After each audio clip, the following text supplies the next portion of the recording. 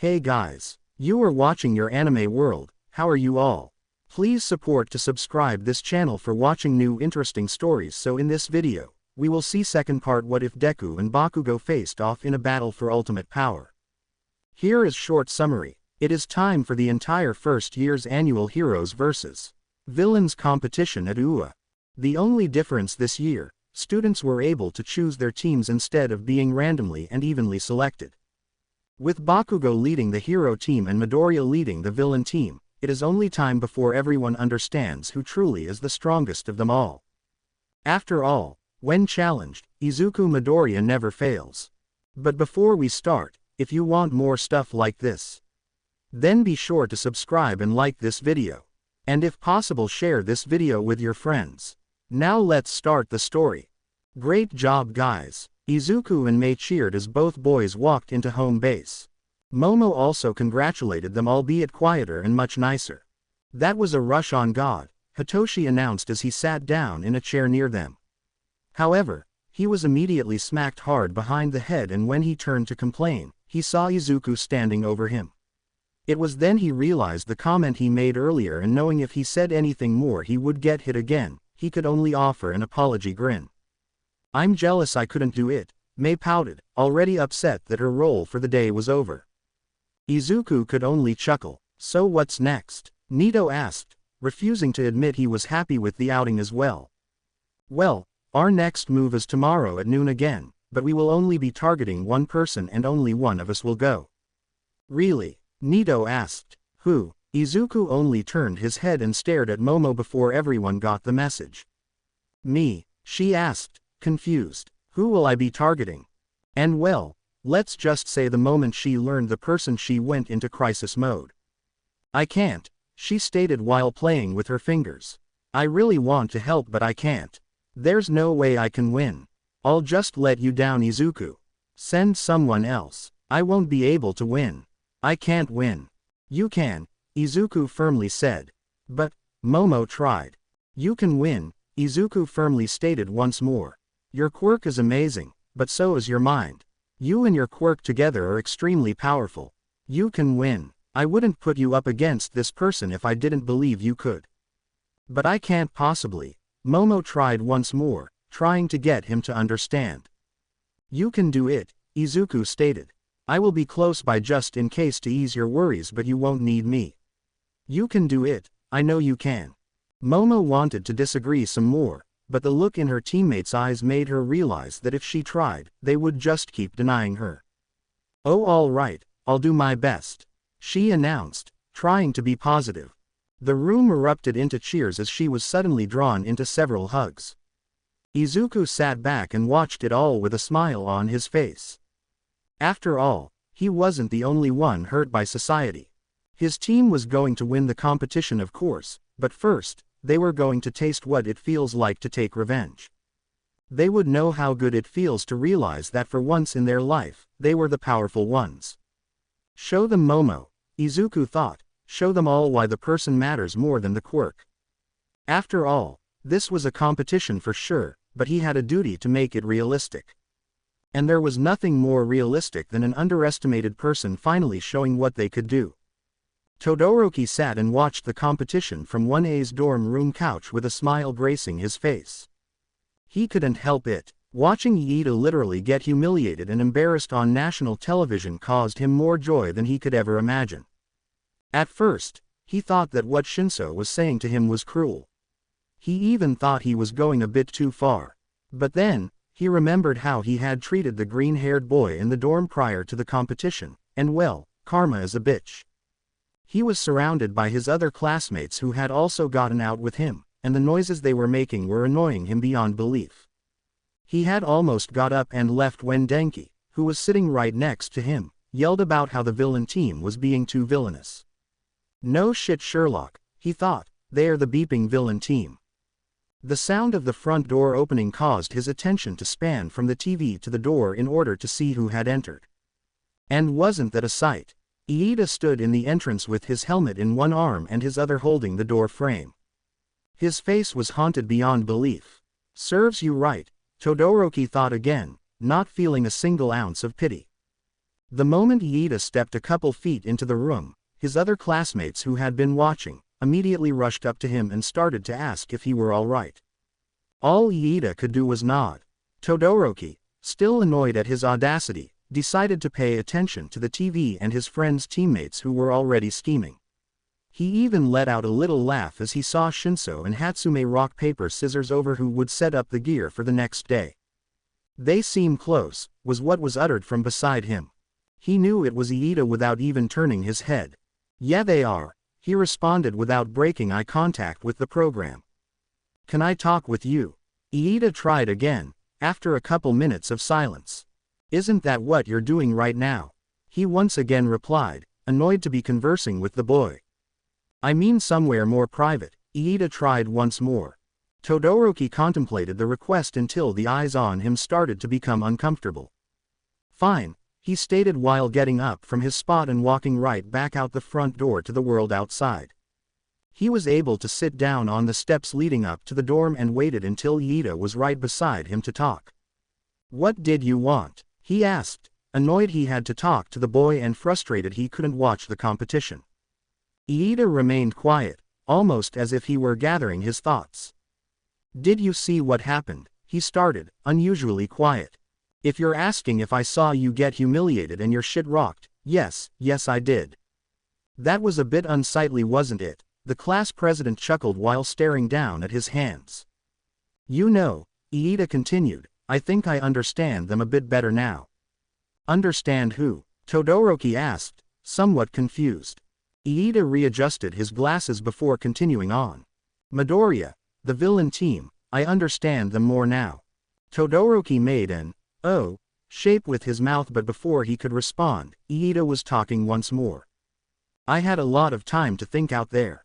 I thought about my brother and how he may have felt in that alley. I thought of how I was stupid and should have done a lot of things differently.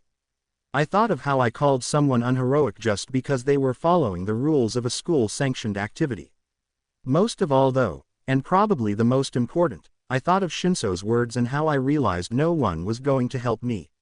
I guess that's what shocked me the most." "I see," Todoroki finally responded. "It's not fun being at the mercy of others and knowing there is nothing you can do to change it, is it?" "No, it's not," Iida sadly chuckled. "You experienced it too, right?" "Experienced what?" he answered, confused. "Not having anyone there for you. You experienced helplessness too, right?" The dual-color-haired boy sat on the top steps outside of his dorm and remembered the life he had lived. The life under the harshness of his father. The life that made him understand how villains come to be. "Yeah, I guess I have," he finally responded. "Why are you asking me about it though?" Iida seemed almost regretful, almost as if he knew he shouldn't have asked. But Iida being Iida, he asked anyway. "I'm just curious why you didn't decide to join the villain team when we got to choose. I know you and Midoriya bonded over your similarities, so I guess I was kinda shocked you didn't go with him. You and him are extremely close." It was Todoroki's turn to stare at his hands as if it were the most interesting thing in the world. He didn't want to talk about it with Iida, he didn't want to talk about it at all. But he knew he had to, so he did. "My father wasn't the reason why I joined the hero team, you know." "What?" Iida asked, shocked, thinking that was the exact reason why he joined the team. "Yeah," Todoroki chuckled a bit, "I mean there's always that obvious thing where I want to disobey him, but this time, I didn't do it because of him." "Then why?" "You wouldn't understand," was what was replied. "Try me," Iida shot back in the most sincerest voice Todoroki had ever heard. "And maybe that's why he spilled everything to the class representative. I did it because of my mom," he finally got out. "My mom? Well, you know what she did to me when I was younger. Why, she got sent away. She has been doing better, or at least that's what the doctors are saying. Because of that, she has finally gotten her TV channel list updated to the news. Before, she was never allowed to watch it, just in case she saw my father on there and had another episode. My mom and I, well, we have been very good. I visited her for the first time after the sports festival, and after that, I just kinda kept going back. We're in a good place. A place I didn't think we could ever get to. But just because she's doing better, doesn't mean she still doesn't have triggers. There's still that image of my father in her mind, beating her down and smirking as if he enjoyed her pain. I wanted her to watch the competition, but I just didn't want her to watch me act like him. I know I'm not my father. I know I will never be him. But I look like him. I have the same eye as him. I couldn't make her watch me do to my peers what my father did to her. Iida was extremely quiet after the confession. He broke the silence with, "Wouldn't she know the difference?" With that question, Todoroki got a small smile on his face, almost as if he was amused by his own suffering. "That's not how trauma works," he finally answered. "You can't just shut it off. She knows I'm not him just like I know, but when you witness something that altered your life, you can't help the flashbacks or comparisons. You can't help what your mind does to survive. I didn't want her to be scared of me. I didn't want her to see me like that. I didn't want her to compare me to him. So I joined the hero team, hoping that with that choice, she wouldn't have to relive her past. When I chose, I never considered how Midoriya would feel. It never even crossed my mind that by protecting my mom I would unintentionally be hurting him. That was a mistake on my part that I deeply regret. I don't know, I never considered how he would feel." "Does he know that?" Iida responded after a couple minutes of silence to take it all in. "No, not yet, but I plan on telling him right after," was what said before Todoroki got up, dusted himself off, and started making his way back inside. "Todoroki," Iida called out once more, standing as well. "What?" he responded tiredly. "Midoriya, he will understand. He's good, like that. He won't blame you." "I hope not," Todoroki answered, looking over his shoulder with a smile. He went to reach for the doorknob before stopping himself and talking once more without looking back. "You should apologize to him too. I see how shaken up you are after what happened, and maybe that was the point of what they did. To get people to understand their wrongdoings. Either way, you should apologize." "Yeah, I will," Iida responded. "Good." Todoroki finally turned the knob on the door and pushed his way inside. Once fully in, he was able to hear the screams and cries of his classmates, indicating his friend finally started to move on to his next plan. He was proud of his crush, and even prouder of his crush's team. His only wish was that he could be there standing next to him as well. "Please," Todoroki internally begged, "please forgive me. Izuku, I'm going to throw up." Momo shakily got out while throwing one hand over her mouth to keep the contents of her stomach inside. "You will be fine," Mei cheered while adjusting all the cameras in their base. "Yeah, if anything you will lose and we won't have a perfect win. It's really no big deal." Hitoshi got in before snickering at the dark glare that Izuku casted his way.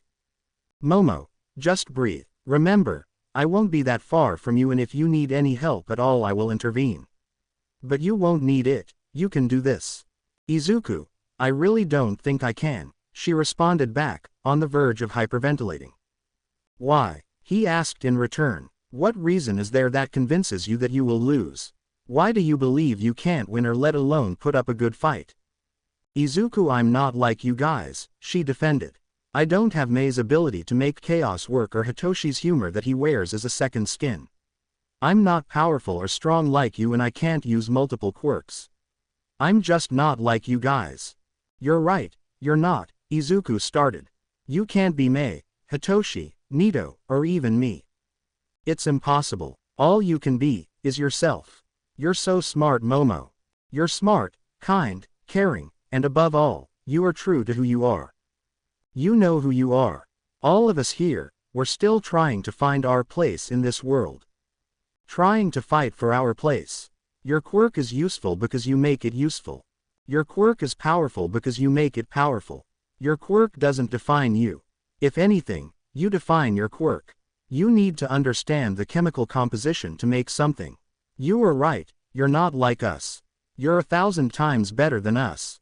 We work because you keep us grounded. We know you can do this because you have dealt with our antics these past couple weeks. You survived that, so I'm pretty sure you can survive anything now." Momo had tears in her eyes. The water only grew as each and every one of her teammates came up to her and gave her a hug. "You got this," Mei smiled. "Kick beeping ass," Hitoshi cheered. "Beat the scum," Nito added. Believe in yourself, like we believe in you, Izuku finished. All Momo could do was wipe her eyes, smile, grab her stuff, and begin the walk towards her destination. Later, she will release all of the nerves she felt in the moment. Later, she will cry about not believing in herself. Later, she will work on her confidence. But for now, well, now she had a rematch to focus on. Izuku, you evil little genius, Momo uttered out from her position on the empty street. She was in the open. Literally in the open. Anyone would be able to see her. And that was exactly what Izuku had wanted. Somehow, he was able to know when exactly Tokiyami was to be out and about during the night. Momo, we have eyes on Tokiyami. He's turning the corner and should be in your sight in a few seconds, Izuku spoke through his calm. No pressure, Momo chanted back, still a bit nervous. Momo, you kick his feathery ass, you hear, Hitoshi added in. From the sound of a slap being heard through the calm, he most likely stole Izuku's mic to speak. She could only smile. That smile, however, dropped the moment she noticed the raven-head boy turn the corner. It was just him. Seeing his dark shadow was more than enough backup for him in the night. Hello Tokiyami, she bravely announced, louder than she had intended. Said boy immediately snapped his head to her direction and covered his entire frame with dark shadow. What a mad banquet of darkness, Momo chuckled out, tilting her head to the side in a fashion that seemed almost mocking. Huh, she thought, maybe I am more like them than I thought I was. Yaoyorozu, Tokiyami gruffly spoke out, hunched over with his arms out, dark shadow still wrapped around him. At the sports festival you beat me in the span of 10 seconds, I plan to beat you in 5. You can try, but I will not let your darkness cover this world any longer. The events after, to the world, occurred in a split second. To Momo Yaoyorozu, it felt like a lifetime. Tokiyami lunged at her, faster than expected with dark shadow wrapped around him. Momo, when seeing this, froze. She was brought back to the day of the sports festival where she embarrassed herself. She almost lost her train of thought. Almost. Suddenly, as if they were with her, images of her teammates and their words flashed through her mind. She wasn't alone. She wouldn't ever be alone again. They understood her. They cheered for her. They believed in her. She would not let them down. Momo Yaoyorozu has always been known for being graceful. But she was playing the villain, and villains are anything but graceful. The moment Tokiyami reached out for her, she quickly remembered the chemical composition of Mei's favorite weapon, and in an instant, wielded a flamethrower. She quickly turned it on and placed it right in front of Dark Shadow, who quickly covered his eyes and turned his head away. That action was enough for her to quickly pull out her gun and shoot Tokiyami repeatedly in the chest. Tokiyami had tried to retaliate, but much like Iida, if it were a real-life scenario, he wouldn't still be breathing. Thank you Mei for those lessons, Momo uttered under her breath. Rattled by the fact that she won. Momo, you beeping goddess of a woman, Hitoshi cheered from the other end.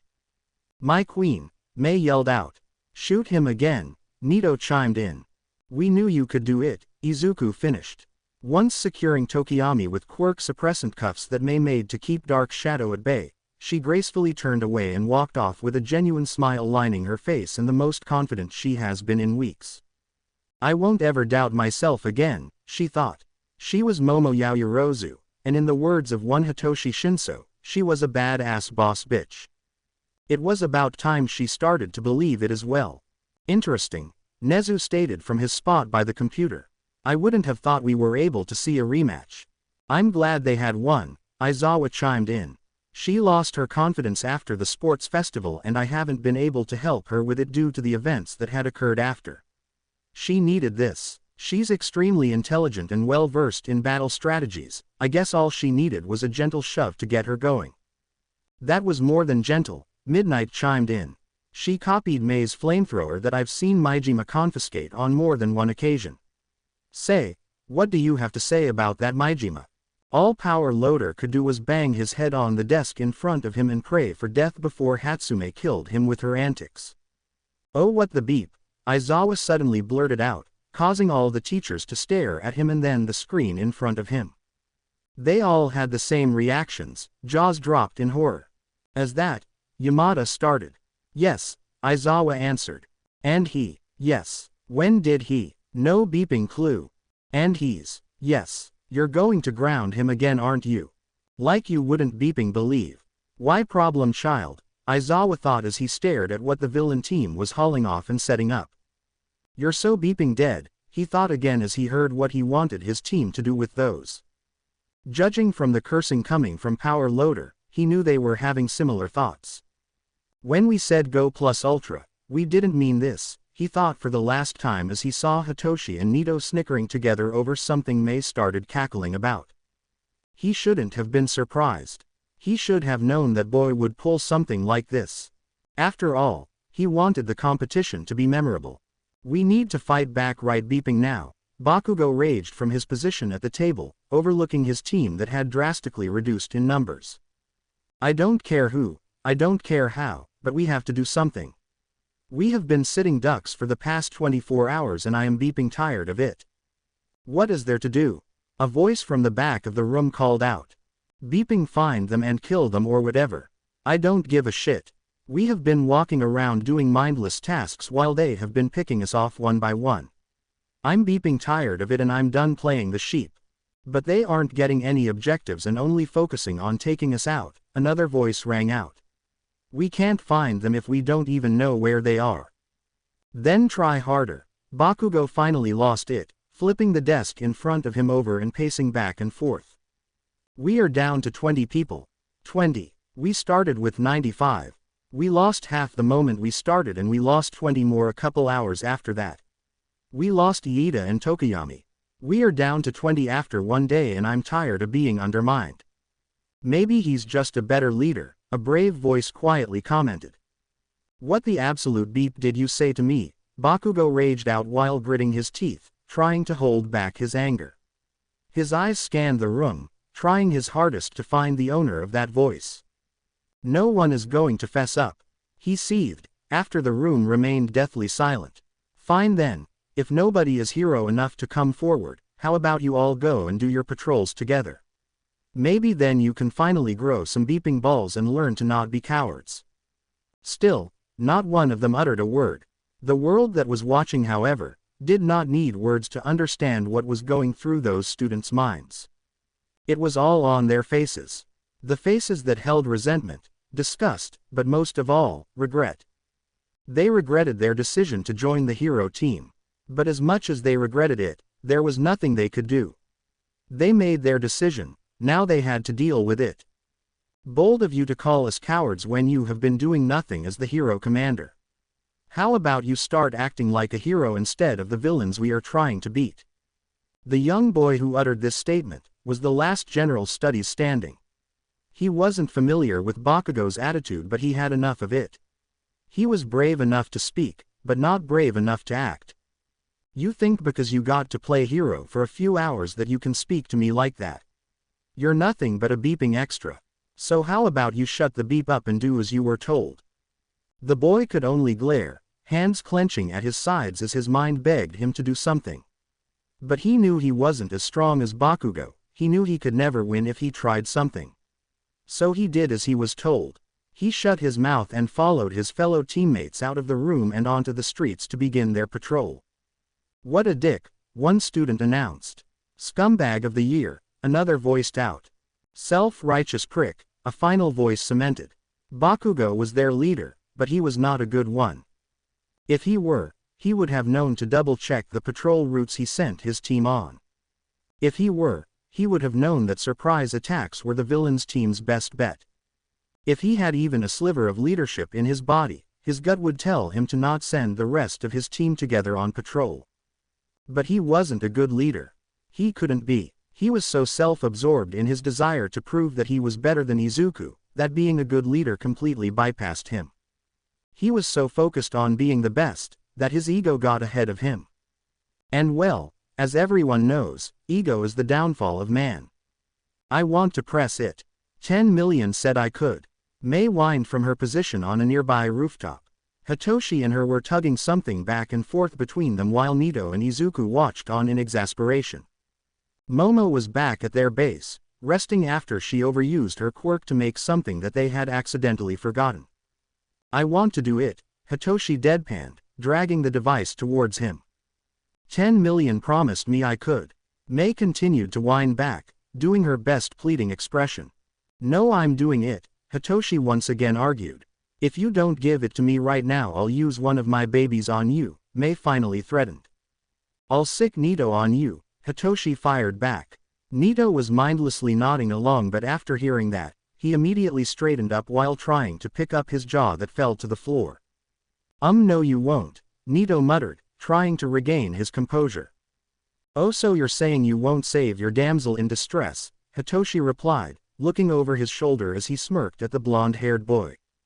That's not you see now listen, Nito tried to get out, but his mind had stopped forming coherent thoughts after the boy uttered, I'm just beeping with you Nito, Hitoshi snickered out, while also letting go of the device after Mei jammed the end of one of her laser pointer babies into his ribs. Though, if you wanted to save me, I wouldn't decline. Like I'd ever save your ass, Nito raged while crossing his arms in front of him and puffing out his chest. But I already saved you, that's not fair, Hitoshi mocked pouted while walking closer to the other boy until they were chest to chest. Things between us should always be fair, don't you think? After all, wasn't it you who told my parents that we are to be married? He whispered, while leaning forward to the point that their lips were barely touching. Nito flustered out, trying to avoid looking at the other boy's lips and eyes. He literally looked anywhere else but there. Don't back out now, Hitoshi whispered once more, doing his best to keep his voice low enough so that the cameras would not pick up their conversation. The world didn't have to hear everything. I guess I did. Nito finally gave in, the temptation too much for him to handle as those violet eyes stared into his gray ones. He leaned forward to the point that their lips were a centimeter away from one another. Just a bit more, a little more, a centi, my eyes, oh my god my eyes. And suddenly, a centimeter more turned into 2 meters as the boys flung away from each other so fast at the shrill of Mei's screeching voice. The boys were flushed and embarrassed, completely forgetting they weren't alone and had an audience. My dads are going to kill me, Hitoshi thought as he rubbed the back of his head and tried to laugh the embarrassment off. Izuku looked unimpressed. You know, he started, I don't think the world wants to see you guys humping each other. Hump, Nito started to yell out before realizing the words he was about to say and immediately deciding to not go through with repeating it. We weren't doing that, he yelled instead. Yeah, Hitoshi tried to pitch in. If anything, Nito only got a hump or 2 in, I didn't have time to respond. Nito slowly, very slowly turned to the purple-haired boy and stated very clearly for the world to hear, I'll kill you. No wait, I was just giving some insight into the situation, Hitoshi defended while slowly backing up with his hands raised in a complacent manner. You're dead, Nito coldly stated while advancing faster with the intent to harm in his eyes. Now that's not very nice of someone who just jumped my bones, Hitoshi stated, knowing it would cause more damage but he just couldn't resist. Run, was what was finally announced and well, Hitoshi wasn't stupid. He ran as fast as he could down the rooftop stairs as thundering footsteps were heard behind him, chasing. When I get my hands on you, you're going to wish it were your dad instead of me, Nito yelled after him. Oh, in that case, should I call you daddy then? Hitoshi fired back as he jumped the last couple steps and sprinted into the direction of their base. He heard the yelling behind him get louder but he could only laugh. He had never felt so free before. He had never felt so alive. He had never felt so himself. And in the midst of all the chaos, he had even forgotten that he was in a competition with millions around the world watching his interactions. All he knew was that for the first time since he was adopted, he felt like he belonged in a world separate of that from his dad's. He was a villain for the competition but he knew without a doubt he would never become a real one. Not when he had his people by his side. Not when he had someone who could pull him back to reality. He would never be able to question again if he was dangerous or villainous because there were people next to him that made him believe he was good. Thank you, he breathily stated out loud as his feet still pounded across the pavement to get away from his enraged friend. However, he wasn't speaking to the world or whoever could hear, he was speaking to himself. He was saying the one thing he had always wished he could say but never could. He was saying the one thing to himself that he finally felt like he deserved to hear. "Thank you," he once again uttered before throwing the base's doors open and running for cover in his room. "Thank you for never giving up. I'm going to beeping kill him." Izawa seethed by the computers as he tried to get his quirk under control. "He's dead. More than dead. So dead there will not even be a body to bury once I'm done with him." "It's just love, Izawa." Power Loader cut in, trying to calm down the heroics teacher. "How would you feel if your son made out with someone on national TV and then continued to flirt after coming back to reality?" "Oh, lighten up, Shota." Midnight cut in. "It's just boys being boys. I know you and Zashi weren't saints when you were his age, it's fine.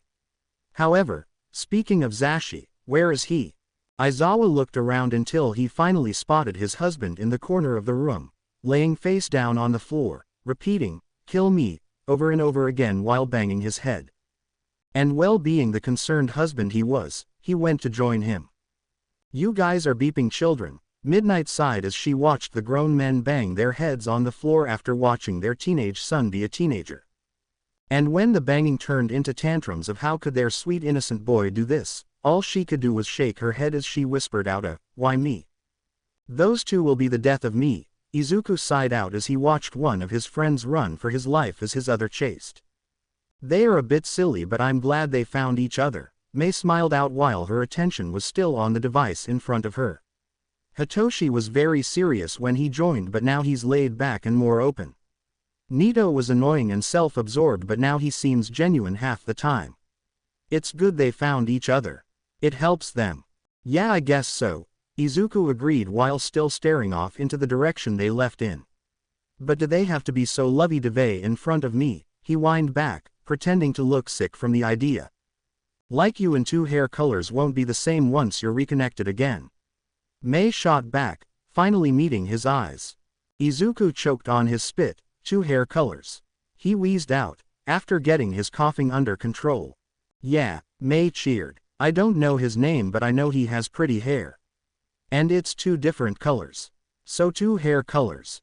Welp, I guess the rumors are true. You are a genius," Izuku joked out, faking hurt when Mei laughed and punched his arm. "Izuku, this is going to be so pretty, I can't wait." She cheered, too excited for what was to come. "Momo did a very good job replicating all the triggers since we accidentally forgot them," he responded. "Yeah, that's my bad. My machine gun took too much space, so I took something out and didn't know it was the triggers." "It's fine," he smiled. "Thank God Momo knew the composition though, because then it would be difficult to set off the chain reaction." "Oh yes, the glorious chain reaction." Mei laughed out. "It's such a genius plan, Izuku. I mean, having things explode is always awesome, but having them explode one after the other is just glorious. And it gives no time for them to recover or know what places are rigged.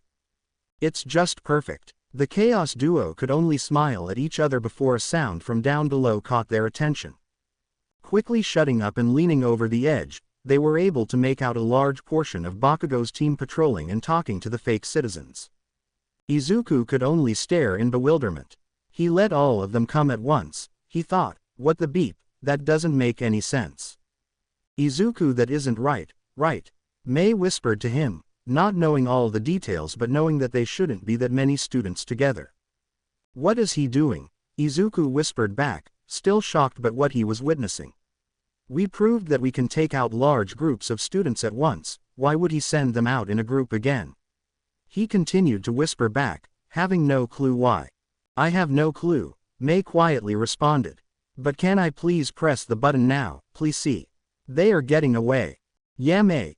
Izuku chuckled quietly before getting comfortable to watch the show. "You can press it." "Yes," she cheered while repeatedly pushing the button. 1 second the arena was peaceful and the next, it was nothing but chaos. The only sounds other than the cries of terror from below was the sound of cackling laughter and the word, "boom," being uttered after every bomb exploded. Chain reactions had never been so pretty. "I can't believe he was chosen as our commander," a student for Class 1B spoke out after they were far enough away from their base. "I mean, what's worst of all, is that he's supposed to be leading us. But he's not. Ever since we entered he hadn't even stepped foot out of that building. He's not giving us directions or rules. He's making us fend for ourselves, which is fine, but then don't bitch about it when we get taken out," another student complained. "I wish I chose the other team. I mean, at least they seem to be having a better time than us." A chorus of agreements rang out across the group. They were tired of the treatment, but just like before, they had to deal with it. "A hero doesn't act like him," the boy you spoke up in the room before announced. "I feel sorry for anyone who even interacts with him. There's no way he will make it far in his career. Yeah, if anything he may be in actual danger in the streets." What goes around comes around. As the group of the remaining hero team all spoke of their leader, they didn't even consider that they were out in the open. But they didn't even have to. 1 second the small group of students who were leading in front of rest were joking about their leader being a ticking time bomb, and the next, they were being propelled back from the force of an explosion that erupted from in front of them. The world filled with pink glitter and the air became thick with smoke. A chain of explosions came one after the other. Boom. A portion of students got blasted to the left. Boom. Another portion got blasted to the right. Boom. Some students quickly dropped down to take cover, hands holding their ears to drown out the noises of the explosions. Students of the hero team were scattered, some laying completely still after being notified they were out, some running as fast as they can away but continuously being thrown around by the force of the explosions, and some simply trying to survive and limit the amount of trauma they would get. The explosions came repeatedly one after the other. Boom. "Make it stop. Please make it stop," one student cried out while holding up a piece of wall to use as a cover. "It's going to be okay. It's going to be okay," another student sobbed while staying close to the ground and holding their hands over their ears while they squeezed their eyes shut. "I don't want to be here anymore. I want to go home. Please," another cried out while they laid on the ground waiting for the chaos to be over so they could be collected and they could leave. The students begged and pleaded but the bombs would not stop. Boom. "Help us, please anyone help us," student after student chanted while doing everything they could to survive.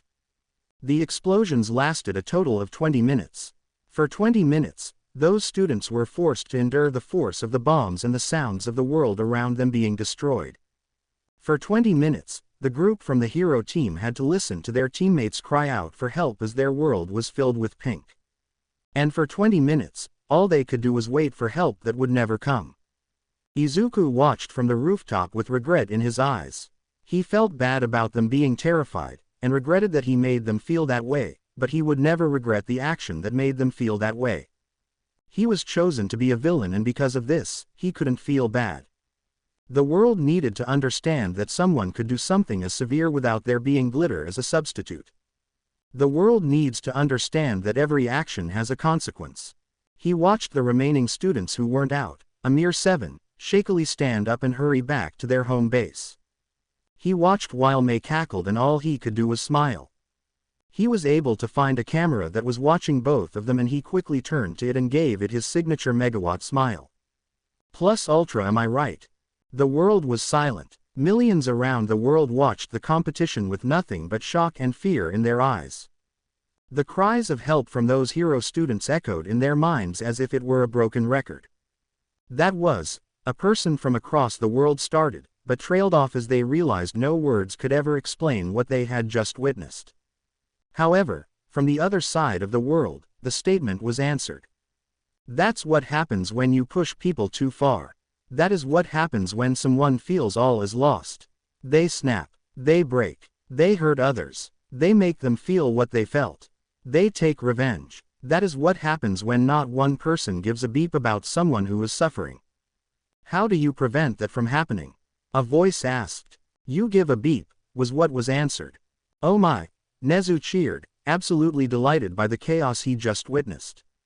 They are unhinged, Snipe coughed out, as shocked as the rest of the world.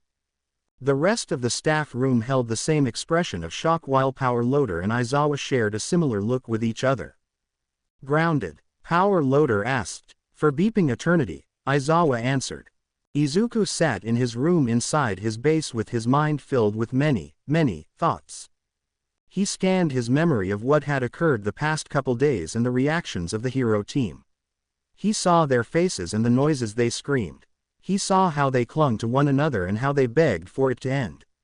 It wasn't the actions he took that made him think about what had happened, but the begging that came from one student as the bombs went off.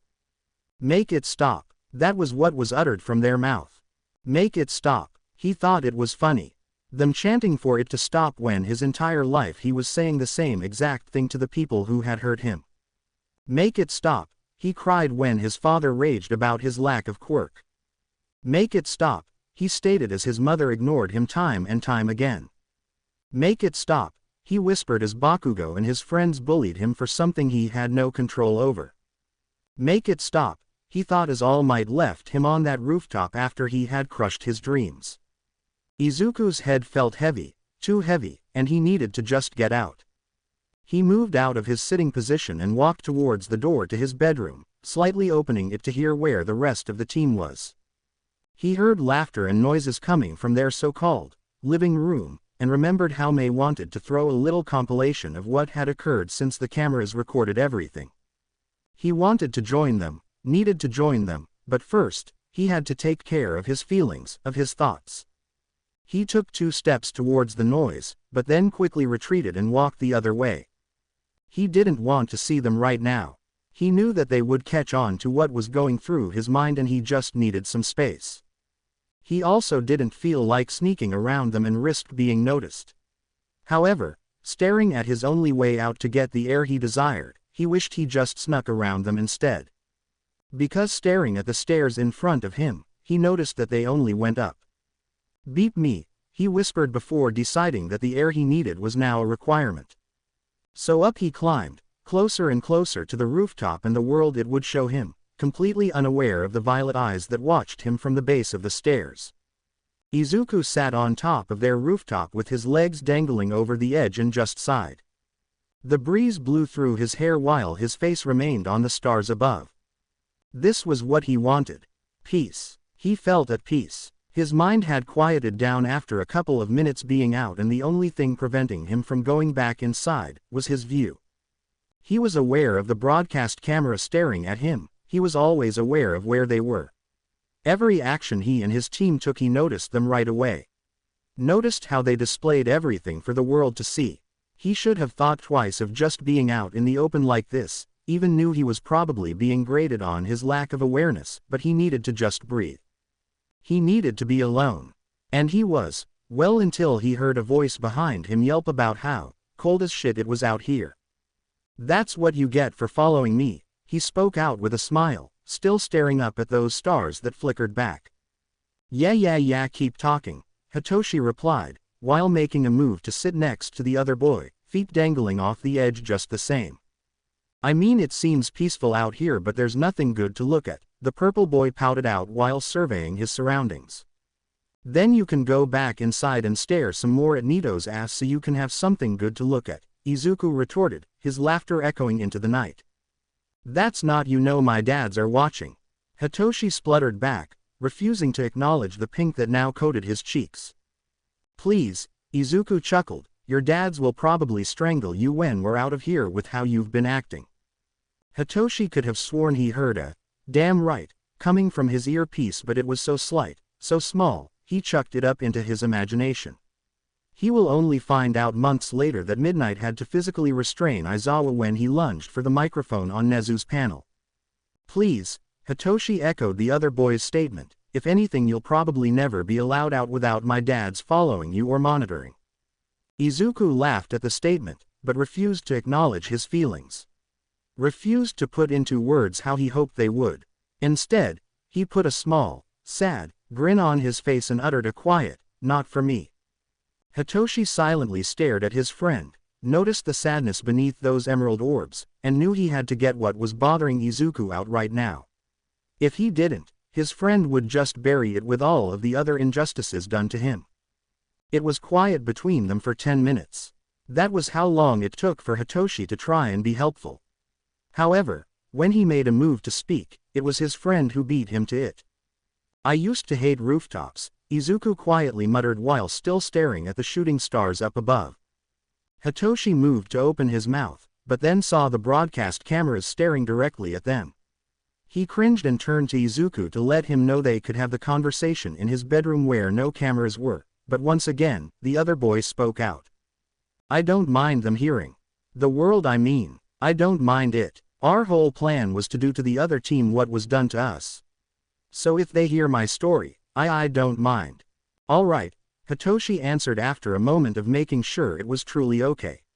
When he saw no sign of resentment or hesitation on his friend's face, he carried on with their previous conversation. Why did you used to hate rooftops? He asked quietly. I think because it gave me a way out, Izuku answered, taking a deep breath before he continued. I wasn't in a good place when I was younger. You know bits and pieces from what I had told you before, but, well, I just wasn't as mentally sound as I am now.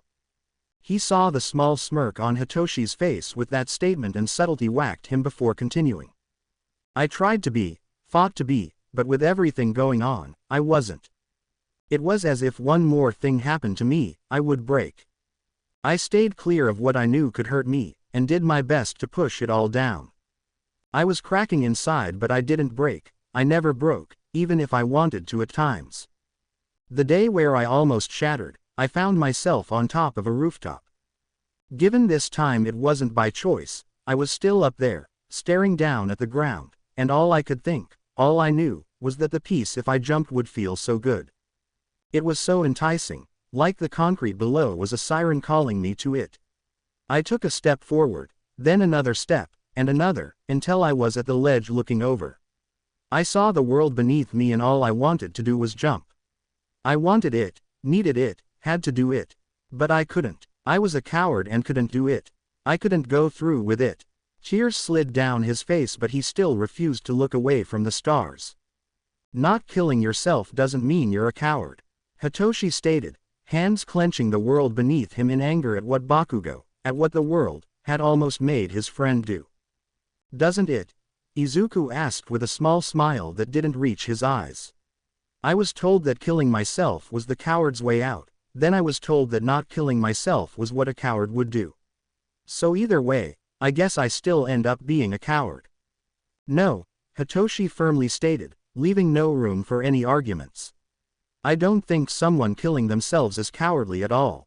And I don't believe someone not killing themselves is cowardly as well. Who the beep told you that? Who do you think? Izuku quietly uttered. I'll kill him, Hitoshi silently stated before continuing.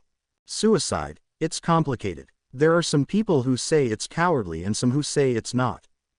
Some people say it's a permanent solution to a temporary problem. But that's the thing, every problem we go through feels permanent. It feels as if it will never end. The people who say it's temporary don't understand that we know that. We know it is. We know that it won't be our life forever. But just because we know it, doesn't mean it doesn't feel like it. What you went through, you knew one day it would end but felt like it would last forever. You wanted to kill yourself because all you wanted was peace. Peace that was being forcibly denied from you.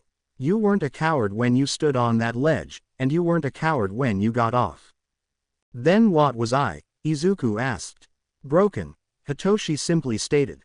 You were broken on that ledge and broken when you got off. You can say you weren't Izuku, but you were. But just because you broke a little, doesn't mean the pieces can't be glued back together. You fought. Izuku, you were broken and in pain but you fought. You fought to live, and as much as it pains me to say this, if you would have jumped, if you would have gone through with it, you still wouldn't have been a coward. You simply would have just been a boy, broken by the world, that had no way out from his suffering. I know your story. I know how you told me you wanted to hurt others. Do to them what they did to you. How you wanted them to be hurt and experience the same pain you did. But no matter what you couldn't. You were broken, and in pain, and still good. The assholes in the world, they won't ever know how truly lucky they were that no matter what happened to you, you still believed it would get better. Even when a small part of you knew it wouldn't. Even when you had to force yourself to believe it would. You believed, and look where you are, beeping things up like the boss man you are. I wouldn't have ever killed myself, no matter how much I wanted to, I wouldn't. But there are so many people out there that would, that did. They were in the same position as me, and because of what was done to them, they went through with it. That's what this competition can't recreate. We can recreate the hatred that filled our body and the longing for the same suffering to be placed upon them. We can make explosions and make people beg to make it stop, just like we begged, but we can't show the side of what happens when someone is hurt and just done. Villains aren't born, they are created. But not everyone who has the story to be a villain becomes a villain. Some people just become a grave sight. That's what this competition lacks. It lacks the ability to see both sides. Then make them see, Hitoshi quietly responded. I don't know how. Izuku answered just as quietly, eyes looking away from the stars and tears slid down his face. Yes you do, Hitoshi replied, just like you knew how to make them see what happens when you push someone too far. Make them see what happens when you break someone too far. They heard your words tonight, but words barely hold sway over people. Actions hold more than words. Make them understand both sides. The hurt and the rage, but also the pleading and the pain. You were right, some people just become a grave sight. But grave sight or not, everyone deserves to be understood. Not just the villains who lived. If we are to make them see, I think we're going to need the team. Izuku smiled at Hitoshi, the first real smile since he sat on top of the roof. Mei is going to traumatize them, he answered with his own smile. As both boys got up and dusted themselves off, preparing to go back inside, Hitoshi suddenly grabbed Izuku's shoulder and whirled him around until they both were chest to chest. And then, almost as if he were afraid the moment would break, Hitoshi hugged him. He hugged him even harder when Izuku finally let a couple of sobs burst past his lips. I'm so glad you're here, we're so glad you're here. All Izuku could do was bury his face even deeper into the other boy's shoulder. At the end of this, we're having a long talk with my parents, Hitoshi whispered into his ear, quietly enough so the broadcast camera wouldn't hear. You're already a brother to me, why not make it official? If anything, my parents are probably coming up with ways to kidnap you and kill everyone who already hurt you by now. The answering laugh was all the purple-haired boy needed to hear to know that he did good. That he helped his friend. His brother. Because that was what Izuku was to him now. His brother. The one who stated he wasn't a villain without even knowing his story. The one who came up with plans so that everyone on their team would get some sort of revenge. The one who he would always, no matter what, stick up for because they were the same. Izuku was his brother and he would never, ever, let him feel that way again. His parents found him and saved him. It was now time to return the favor to someone else in need. And well, he knew it wouldn't take much convincing on his part. He knew his parents like the back of his hand and he had no doubt that after hearing that conversation, they were out for blood. He hugged Izuku, his brother in all but blood, and promised himself that no matter what, Bakugou would eat shit and lose. Not killing yourself is the coward's way, Bakugou, he thought, still outraged by the story Izuku told. Let's see who's the coward after what Mei will plan to do with you once she hears what you said. Names right beeping now, Aizawa raged, held back by 4, yes 4, teaches as he thrashed in their arms. Aizawa, now is not the time. Nezu tried but was cut off, again, by his angry employee. Now is the beeping perfect time. All I'm asking for is names. Of who bullied him along with Bakugou. That's all I want, give me the names. And what will you do if I give you the names? Nezu asked, but already knowing the answer. I'll make them beg, make them plead as their blood drips down the face and their nails are scattered across the floor. Jesus, Aizawa, All Might spoke out in horror. Aren't you a pro-hero? That I am, Aizawa looked back, quirk blaring to life at his anger. But I'm a parent first and foremost. They hurt my kid, I'll make them bleed for what they did. Yamada was well, he was no better. He had to be put to sleep with Midnight's quirk after he silently got up from his chair, put his directional speaker on, and made his way out of the room. He made it 2 steps, before Midnight jumped into action to stop him. As she handled him, Vlad, Ectoplasm, Snipe, and even Power Loader did their best to hold Aizawa back. Papa Bears, Midnight shook her head while watching the scene before her. Midoriya is not your kid, All Might said. Beep you All Might, he's mine as much as Toshi is. Okay everyone, let's settle down, and I'm mostly talking to you Aizawa. Nezu tried once more. I'll settle down once I have the names. Aizawa, Nezu tried. Nezu, Aizawa interrupted. They both stared at each other. One wanting the room quiet and the other making his bloodlust known through his eyes. At the end, the room did quiet down, however, that was only after Aizawa was physically restrained by duct tape to his chair in case he tried to get back up and find the names of the children who hurt his kid. This is going to be a long night, Vlad mumbled while Midnight silently agreed. Heaven help us all. The world watched the conversation between the two friends, and although understanding shined in their eyes, doubt shined just as bright. They doubted his words, but that was the reason why Izuku would show them, so the doubt would too turn into understanding. Across the world people shared the same doubt in their eyes. However, in some eyes, there was happiness. Happiness that someone finally understood. Happiness that someone would finally show their side of the story. Happiness that they might not be truly alone in the world. Villains aren't born, they are created. But not everyone who has the story to become a villain becomes one. The people with happiness in their eyes, for the first time in their life, felt seen. Felt as if their story mattered. As if their suffering mattered. Izuku Midoriya had no way to know this, but the night he told his story to the world, the night the world listened, well, let's just say, for that night, there were fewer grave sites that needed to be filled. Hiroshima leaned against the wall and just stared at Bakugou. Before the competition began, he was tasked with being the explosion boy's right-hand man. He was told that he would need to stay by his side in case something occurred and if there needed to be leadership in different sections of the city. Well, something did occur, leadership was needed, and yet he was still in that building by his side, doing nothing. He wanted to be upset, wanted to argue about how unmanly his friend was acting, but he opted to stay silent. When it came to him and the way Bakugou acted, he always stayed silent. He didn't utter a word in practice when Bakugou decided to not use any support items. He didn't open his mouth when he saw the look of regret his teammates were giving each other. He didn't say one word.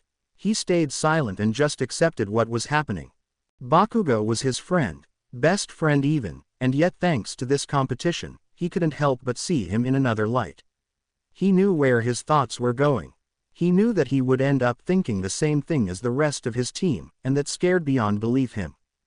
Bakugou was a hero who although was rough around the edges, fought to save people with a bravery that was unmatched to any other. That was what drew Kirishima to him in the first place. What drove him to befriend the boy. He wanted to feel that same unyielding bravery. The bravery that was absent that day in middle school. And yet, Bakugou wasn't acting like the boy he knew. If anything, he was acting like a coward. Are you scared of him? Kirishima asked, fed up with being in the same room for the past 2 days. I'm going to ignore what you said and chuck it up to a lapse insanity, Bakugou replied, eyes on the city map in front of him. Bakugou, you have to do something. You have to do anything. You're not focusing on your objectives and you're sending our teammates like lambs to be slaughtered. We need a plan. If our teammates weren't so damn weak, maybe they wouldn't be slaughtered, Bakugou shot back, his eyes never wavering from the map in front of him. It took a lot of things for Kirishima to lose his cool, but right now, at that specific moment, he went over his threshold. Would you for one goddamn minute stop looking at that map and do something? Make a plan, make 10 for God's sake, but you have been staring at that map for the past couple of days while we have been losing numbers left and right. Bakugou slid his ruby-red eyes away from the map and pinned Kirishima with a glare that was never once placed on him before. Look at my markings. Look at them and tell me what you see, he seethed, still not breaking eye contact with the red-haired boy. Kirishima on the other hand, removed himself from the wall and walked close enough to Bakugou where he could see exactly what he meant. Those, he started, those are where some of our teammates got out. Exactly. Bakugou stated, I have been marking all the points where we lost people to narrow down where that Beepwad's base may be. We take their base, we take them. We win by taking out the villain commander. Deku will go down fast and easily. You have been leading our teammates like lambs to be slaughtered, Hiroshima responded, horrified. I need to find him and his dumbass team. All those useless extras were exactly where they needed to be. Let him think we've been playing right into their hand, but when the time comes, he won't know what hit him. Hiroshima stared at Bakugou and couldn't even recognize him. This boy, this hero, standing in front of him wasn't the friend he knew. No, he was someone else. Something else. This isn't right, Hiroshima pleaded to him. Bakugou, this isn't right. You're the hero commander. You were supposed to be leading your team, helping with objectives and doing what a hero commander should do. Putting members on your team in places where they could get eliminated so you can mark down where the villain team has been, isn't right. I will not let Deku get ahead of me, the blonde-haired boy seethed. This isn't about you, Hiroshima yelled, finally having enough. Bakugou, this isn't about you or him. It's not about your personal experiences. It's about you leading a team of heroes to defeat villains. You made this into a personal fight the moment he was chosen. I have sat back and watched you give orders to our teammates for patrol routes that didn't make sense. I have watched teammate after teammate get eliminated because you gave them false orders to help your cause. Bakugou, catching villains isn't the only role that heroes partake in. Part of being a hero is helping people. I don't have to explain myself to you, Bakugou angrily spat out, almost losing control of his temper. You're going to have to, seeing that we have very few people left. Hiroshima spoke out just as rough. Dude, this is definitely not the time for this. We had 95 people, 95, and now we're down to single digits. We are losing because you have a grudge to settle. But out of this shitty hair, Bakugou once again spat out. This doesn't concern you. Yes it does, Hiroshima yelled. It concerns all of us. This is a substitute for our final. Our final. And we are losing not only the competition, but also points towards our grades because you don't know how to pull your head out of your ass. What did you just say to me? Bakugou seethed while going up to Hiroshima, chest to chest. You heard me, Hiroshima stated back, not 1 ounce of fear in his voice. Bakugou was about to say something else, when the sound of someone sobbing came through. It was so loud, so clear, that they both figured someone was outside of their base. Both boys bolted from the room, hurrying to the front in order to find the source of the sobs. However, before they could even take another step forward, they noticed that the sounds weren't coming from a person who was outside of their base, but rather inside. And when they scanned their surroundings, they noticed those same sounds being emitted from the broadcast system. The same broadcast system the villain team used on the first day. Momo and Nito, I am so proud of you, Izuku stated from above the pair, who were now laying on the floor in sweat and grim. What about me, 10 million? Mei whined, putting the last touches on their project. Yes you too, Izuku chuckled, still reeling that his team worked so well together. When Hitoshi told Izuku to show the world the other side of the coin, he had absolutely no idea how to do it. When he thought of how he should do it, he came up blank. It wasn't until Hitoshi was ranting about his past and how everyone just watched him get bullied that it finally clicked. Show them, that was what Hitoshi had said. And so he would. The plan was almost too good to be true. It required very certain quirks to even be successful. And well, he chucked it up to luck that he had someone on his team that could make almost anything. He also didn't want the world seeing what they were building, just in case, so he would have his team work in a room with a camera that was just for the teachers, pros, and any hero company watching to see. They would understand the difference, but most of the world may not. He prompted Mei to make 4 robotic bodies that were able to walk, talk, and express emotions like a real living human being could do. He asked first to see if it were even possible, but he was talking to Mei and well, there wasn't anything she couldn't build. Mei had just looked at him with a chaotic gleam in her eyes before she patted him on the shoulder, grabbed her wrench, and dove right into her pile of equipment. He then had to get Momo on board to make realistic skin that would cling to the robots and cover their entire body. He wanted 3 layers of the skin surrounding all 4 robots. 1 layer would go directly on top of the metal, then a layer of realistic blood would go next, and then 2 more layers of the skin would go on top of that. It had to be so precise. The skin had to stretch and fit exactly to where the robot could be mistaken as a real person. Eyes had to be made that would seem almost identical to their own. They had to make a robot into a real person. His plan was so far-fetched, but Momo simply said she would need more time than 5 hours. And when Nito heard that, he memorized the formula for realistic blood, shoved an entire cupcake into his mouth, slapped Momo on the arm, and started to produce item after item. Hitoshi, feeling left out, walked over to Mei while grabbing his voice modulator. Mei simply handed him something, and after he messed with his settings for a while, he started to produce various voices into a recording device. Those voices were then transferred into a little chip Mei made, scanned through a database, placed into the robot's throat, and then linked to a microphone on the outside that would be able to produce any sounds in the voices recorded when spoken through. Izuku worked on his end to create a program that would allow the robots to walk, run, crouch, and even curl up into a ball. His hardest task was linking mouth movement to words being spoken, but a quick line of code fixed that. As he worked more on his program, Momo walked over to Mei and handed her a vial of liquid, which Mei then inserted into the metal eye socket.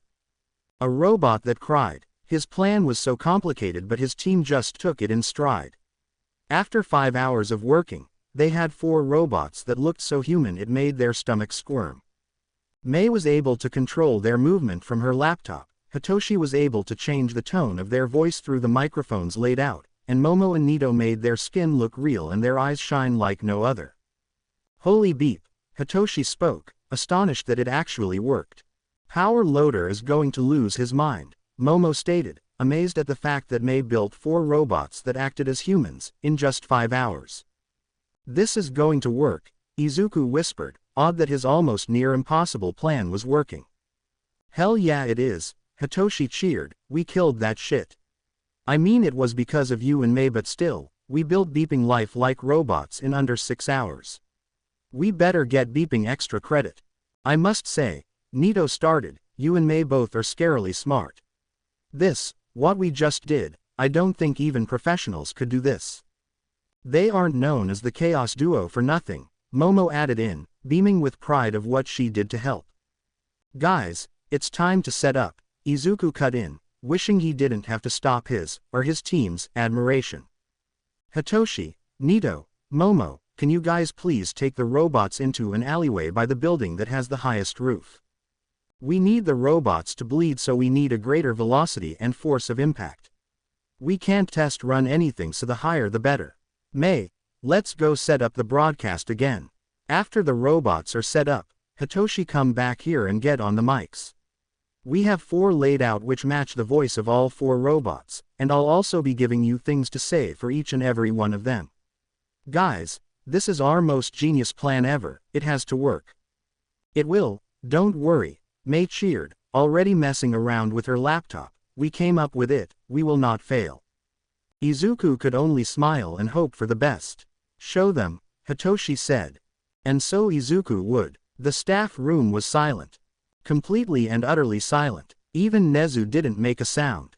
What the villain team just did, what they just made, no one had even attempted it before. Not even pros. Power Loader started, but he too was shocked into silence. If their plan works, Aizawa started, finding his voice, I think they should pass their finals just off of that. Aizawa, Power Loader stated, what these kids just did, what they just built, is revolutionary. Forget passing a final, their faces will be everywhere after this competition. Support companies all around the world will be asking for their code, willing to buy it. Those kids, from the moment they tested and proved that the robots worked, just became millionaires. You're saying, Yamada intervened, that because of this competition, those kids are set for life. Exactly, Nezu finally added in. Maijima is right, those kids just built something no one has ever built before. Robots sure, but robots that look like humans, act like humans, talk like humans, cry like humans, that is something they are the first in doing. Companies around the world would want their code, would want to see how they did that. So yes, after this competition, those kids, every single one of them, will be set for life. It was just a competition, Yamada responded, shocked. And yet, they managed to do something not even certified geniuses could. Nezu admitted, not even I could do. And wasn't that a scary thought? The smartest being on the planet couldn't create something that 5 children were able to in a span of 5 hours. What do you think those things are being used for? Vlad King asked. I think we are about to find out, Aizawa responded, staring at where those 3 kids just placed those robots. Hitoshi told you to show them, Aizawa thought, fixated on what Izuku's plan would be. So give them hell. Aizawa would focus on the part about 5 kids becoming millionaires later, but at that moment, he was more focused on his boys proving to the world what happens when not everyone who is hurt decides to become a villain. Useless quirkless freak, the robot that was standing over the one on the floor crying yelled out, face contorted in a way that showed pure rage. Hiroshima stared at that face, at the girl sitting on the floor, and he couldn't move. He was rooted to his spot, forced to watch the scene broadcasted to him. The world was forced to watch. I can't believe that thing is still alive, another one of the robots sneered out, giving a quick kick to the girl robot's side. How about you do us all a favor and just die? Rid the world of the filth you are, the last standing robot sneered. Someone help me, please help me, the robot on the floor cried out, covering her face with her arms in an act of defense. Who's going to help a freak like you? One of the robots standing spoke out again. You are nothing to this world, nothing. Imagine being so worthless no one will think twice to help you. You're wrong, the robot cried out again. Oh really? Another standing robot said. How about this then? How about you stare out that alley and beg for someone to help you, and if someone walks 1 foot into this alley, we'll leave you alone from now on. Just one person, and we won't ever bother you again. Help me, please, please someone help me. The girl begged and begged, screamed and sobbed, but no one came. The broadcast camera could see people moving in both directions from the entrance of the alleyway, but no matter how loud that robot cried and begged, no one entered or even stopped. The cameras weren't able to pick up that it was 3 members of the villain team walking back and forth since Izuku and Mei hacked the broadcast and angled the cameras in a way where they couldn't see. But still, the messages to the world was loud and clear. No one was coming to help that girl. A waste of beeping space, the standing robots sneered as one, before kicking the poor girl again and making their way out of the alley. The cameras stayed on that girl, who cried and sobbed just as her program was telling her to. How can I ever be a hero when I can't even be normal? The robot whispered, artificial tears sliding down their quirk-built cheeks. Maybe they're right, the robot stated, maybe the world is better off without me. It was at that moment that Mei angled the robot's head up to the sky above, and had her narrow their eyes towards the roof. If I can't be a hero, and I refuse to be a villain, maybe I shouldn't be anything at all, the robot whispered what Hitoshi read off his paper, before Mei having that robot get up off the floor, open the door to the building next to her, and climb all the flights of stairs until the robot was on the roof's ledge, staring down at the world below. I just wanted to be a hero, the robot whispered into the world. Why did I have to be this way? Why did I have to be born? Why did I have to be so worthless? Why would not one person help me? Line after line, Hitoshi read, and line after line the robot spoke them into existence. I only needed one person, the robot spoke out again. If only one person helped me, that would have been enough. If only one person stopped for me, I would have been happy. But that's the thing, people like me don't get to be happy. We don't get to have friends or feel peace.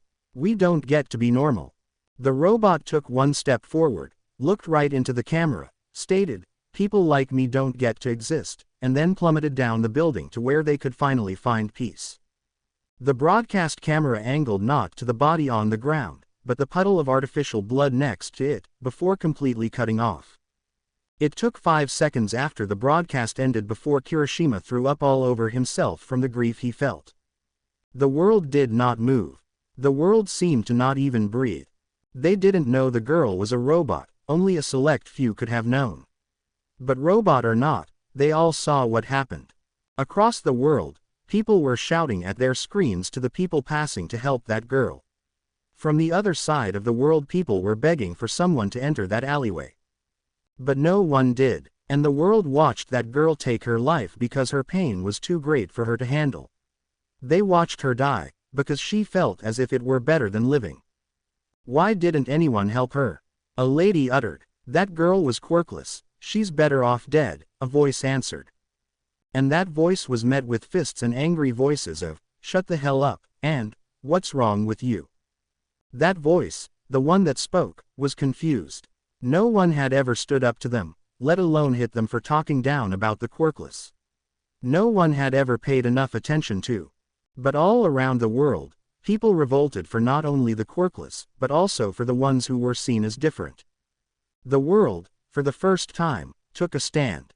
It was obvious that not the entire world agreed, and there were still people who harassed and bullied those who were different, but for the first time ever, when someone cried out for help, their plea was heard. When someone begged for someone to save them, for the first time ever, they could hear footsteps coming towards their direction. When someone opened the access door to a roof, for the first time ever, a hand held their own to prevent them from going up. It would take much more for the world to change. It would take much longer for everyone to be on board. But for the first time ever, the world started to care. Hitoshi told Izuku to show them. And so he did. Bakugou, her hero commander, gave her one task and one task only. Find where the villain team is staying. Although it seemed as an easy task at first, it was anything but that now. She couldn't find their base. At all. She used every method in her arsenal to track the villains back to where they were staying. She followed Hitoshi and Nito after their encounter with Iida, but she lost them after a couple of twists and turns. She stuck to the shadows to try and follow Momo after her fight with Tokiyami, but again, she lost her. She tried to track the villain team, but she always lost them. Always. She was about to enter the hero base to relate back to Bakugou about her failure, but she had stopped abruptly when she heard Bakugou and Kirishima arguing. From what she was able to make out, they were arguing about the competition and the impact it has on their grades. She held in her gasp when she heard Kirishima shout about how Bakugou had been purposely sending their teammates out to get eliminated in order to track the villain team's movements. She didn't know that. She thought, believed, that he trusted her enough to let her complete this task. That he trusted her enough to let her do this while he focused on another aspect. She wanted more than anything to prove her worth. To prove that she could be somebody. But then she saw the video playing on the broadcast screen, and couldn't help but wonder how she could ever be somebody one day. Her abilities were really not that important, and if not one person helped someone who was visible, how could they ever help someone who was invisible? She had always chanted when she was younger that one day, she would be somebody. That one day, a time would come where she would be recognized. A day where she would prove herself.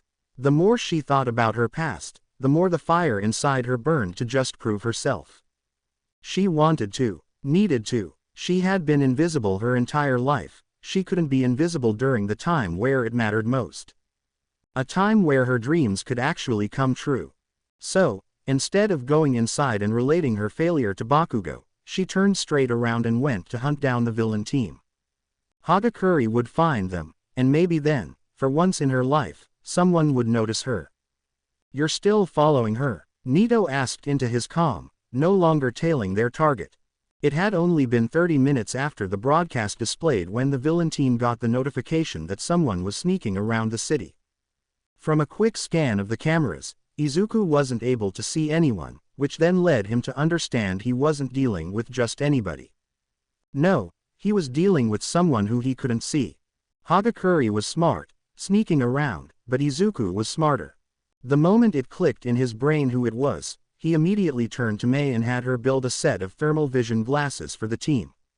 Once those were built, he handed them out to his teammates and then they were on the hunt.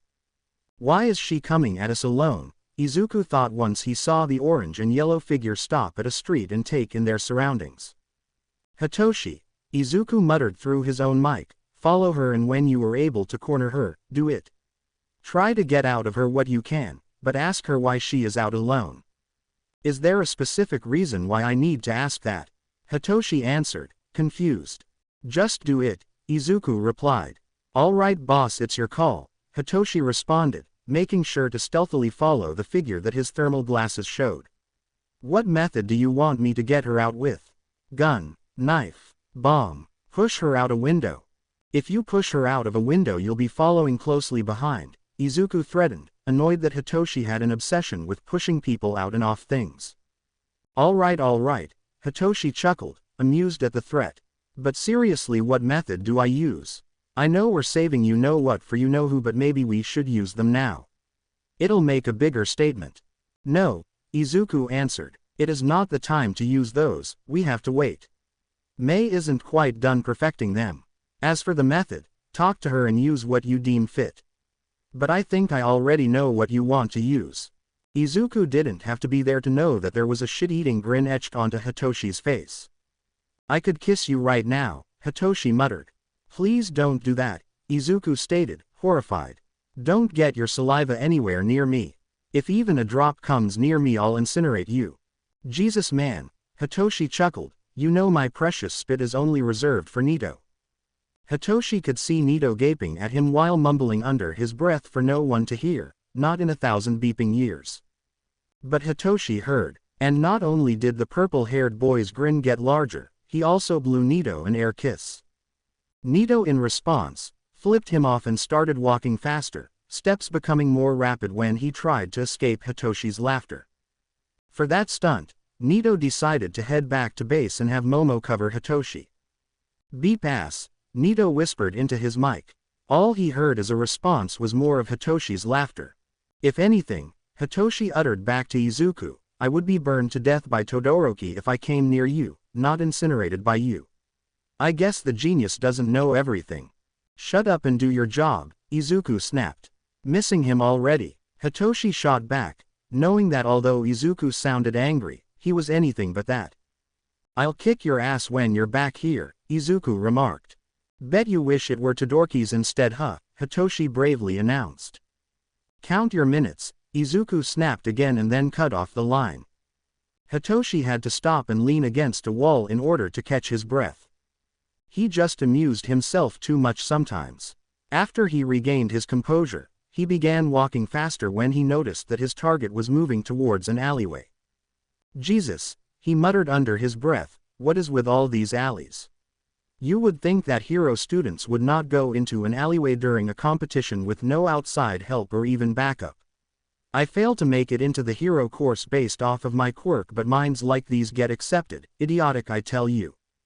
Before he could mumble his displeasure a bit more, he noticed he was at the entrance of the dead-end alleyway his target had walked into. Here goes nothing, he thought to himself. Well, what do we have here? Hitoshi spoke to the figure that completely tensed when he first spoke out. It seems that a little hero is a bit far from where they should be. And in a dead-end alleyway with no way out on top of that. Yup, he thought once again, idiots. The moment Hagakure heard the well, she knew she was absolutely and undeniably beeped. She knew it almost as much as she knew her own name. She had not wanted to walk into this specific alley, but she needed to check all the places she didn't before. She had to make sure all her bases were covered. Hagakure knew if she stayed completely still and did not move, the boy on the villain team behind her would think that she had left. If she didn't make one sound, he would think he was mistaken and move on. She couldn't take him in a fight, but she could remain completely still until he left. She was invisible after all. At least she had that to her advantage. Or so she thought. Are you just going to stand there and stare at the wall, or are you going to turn around and talk to me?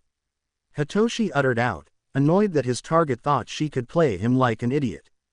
You can't see me, it doesn't matter where I look, Hagakure sassed back, annoyed and devastated that she wouldn't be able to prove herself. I don't appreciate talking to someone's back, Hitoshi replied. And I also don't appreciate staring at an ass that isn't my boyfriend, so if you would turn around, that would be greatly appreciated. I'm not your beeping boyfriend, you freak, Hitoshi heard Nito rage through his comm, knowing he was watching everything go down from their base. Semantics, Hitoshi chuckled into his comm, smile growing wider when he heard Izuku on the other end trying to calm the blonde-haired boy down after a crash was heard. How can you see me? Hagakure once again spoke, whirling around and putting her hands on her hips. The world was watching well, nothing. They could hear the girl but couldn't see her. But Hitoshi could. With his glasses he could. And her attitude was just making this situation more fun for him. Well, it's pretty simple. There are two geniuses on our team. Building glasses that detect heat signatures isn't as hard as one would think. Just my luck, Hagakure thought to herself. I won't go down without a fight, Hagakure announced, Hitoshi noticing the way her stance shifted into one of defense. I wouldn't expect anything less, Hitoshi replied, a small smile creeping onto his face. But before that, how about you enlighten me? On what? The girl asked, confused. Well, it's pretty simple. You're on the hero team, in a hero course class, and yet, you are sneaking around this city alone. I was ordered to find you, Hagakure deadpanned to him, wondering how that wasn't obvious. I'm not stupid, anyone could have known that, Hitoshi deadpanned right back, matching her energy. My question is, why are you coming at us, alone? We know there are members still left in your team, we know exactly which of your classmates are left, but yet, here you are, alone. Are you sure you're not stupid? Because I'm pretty sure I just told you that I was ordered by Bakugou to find you. Izuku orders us to do stuff all the time, doesn't mean we don't ask our other teammates to watch our back just in case, Hitoshi shot back. Unless this has less to do with your orders, and more to do with yourself. Excuse me, Hagakure snapped, eyes narrowing at the boy. Hitoshi couldn't see that, but he could feel it, and it just made even more giddy. I mean, it's just an observation. Bakugou's a dick, a major dick at that, but as much as I hate to admit it, he's not stupid. His battle strategy from what I heard before this whole competition was announced was decent. He was decent, which means if you asked him, he might have or might have not let you take backup. If you had asked him, well, there would either be backup right next to me, or you would be ranting about how much of a bastard I already know Bakugou is.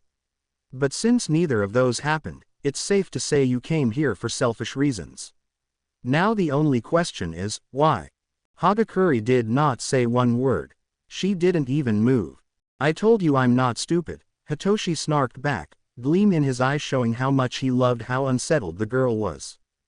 He truly was spending too much time with Mei and Izuku. You like Bakugou so much that you're able to read him just like that.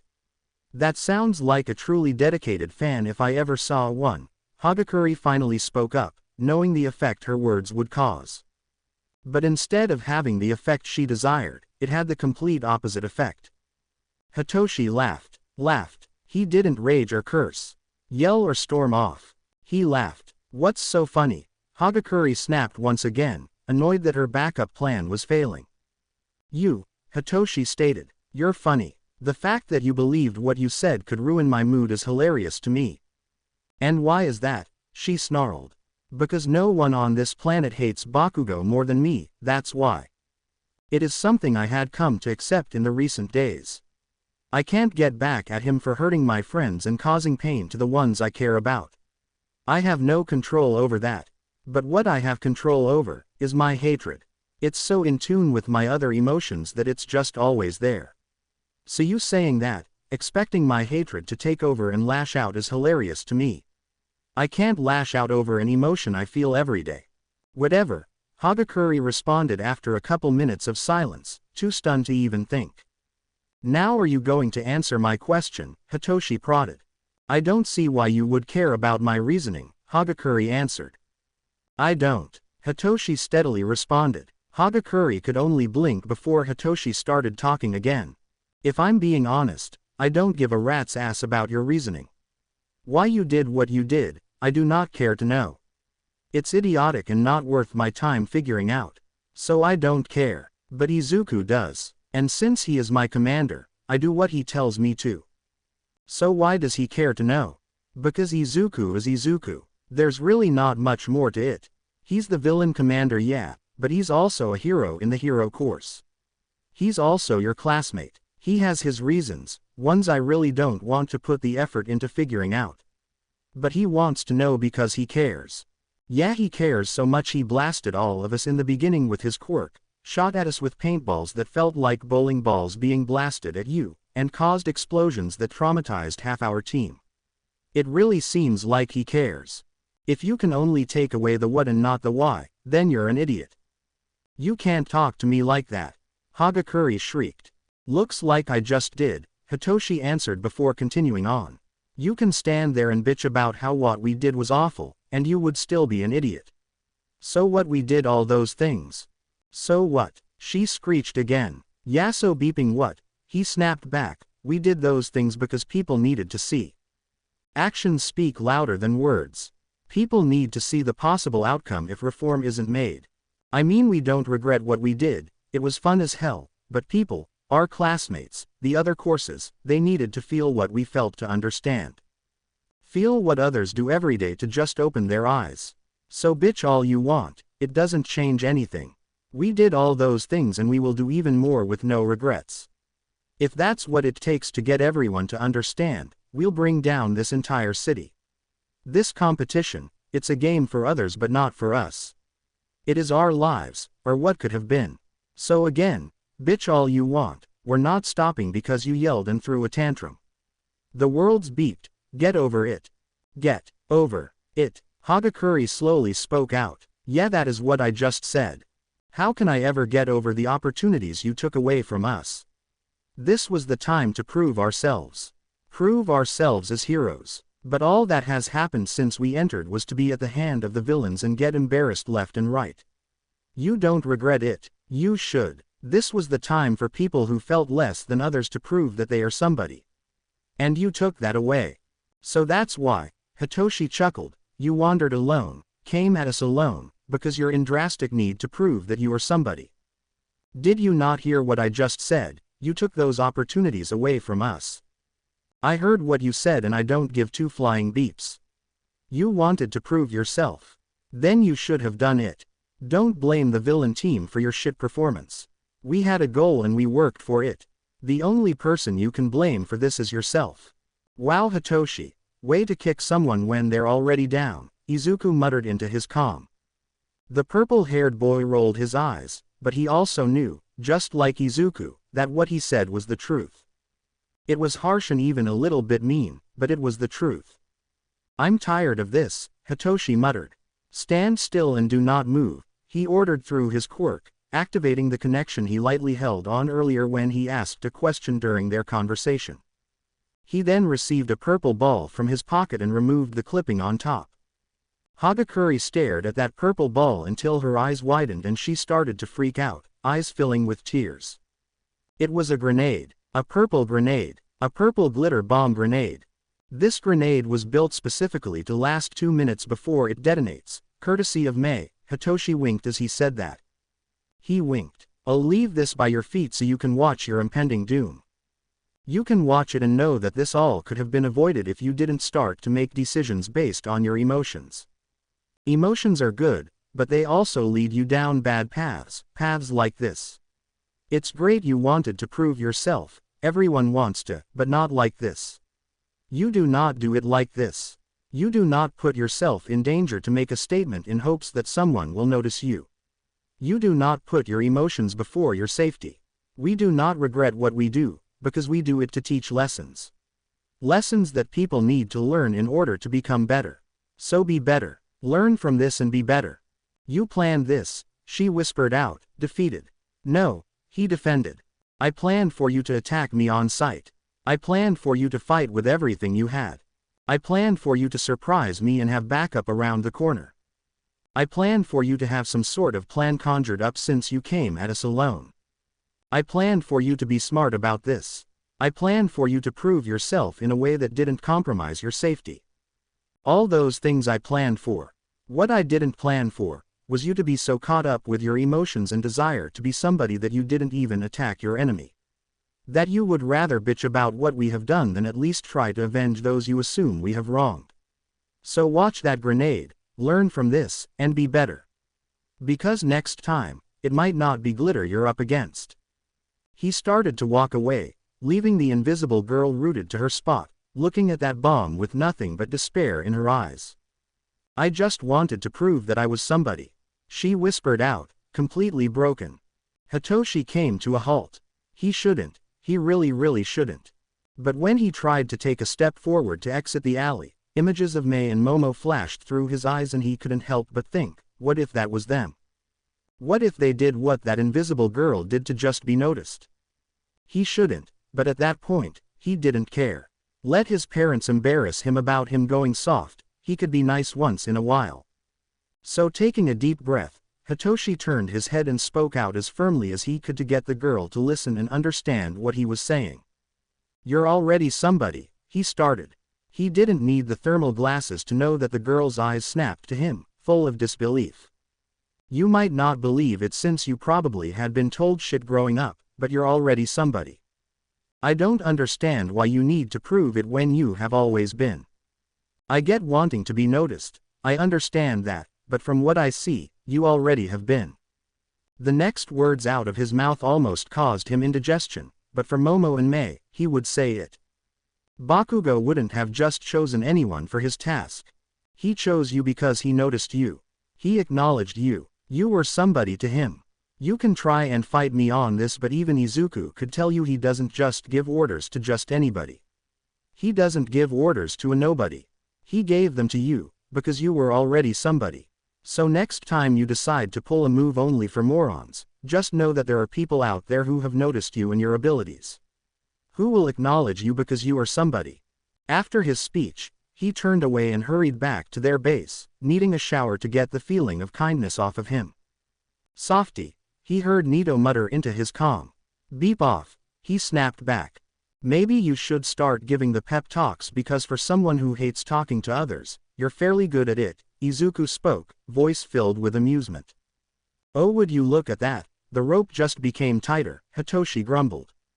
"Thank you," he heard Momo and Mei utter at the same time, voices filled with emotion. "Whatever," he replied, refusing to admit his face started to become red. He was not soft, and he would beep up anyone who said differently.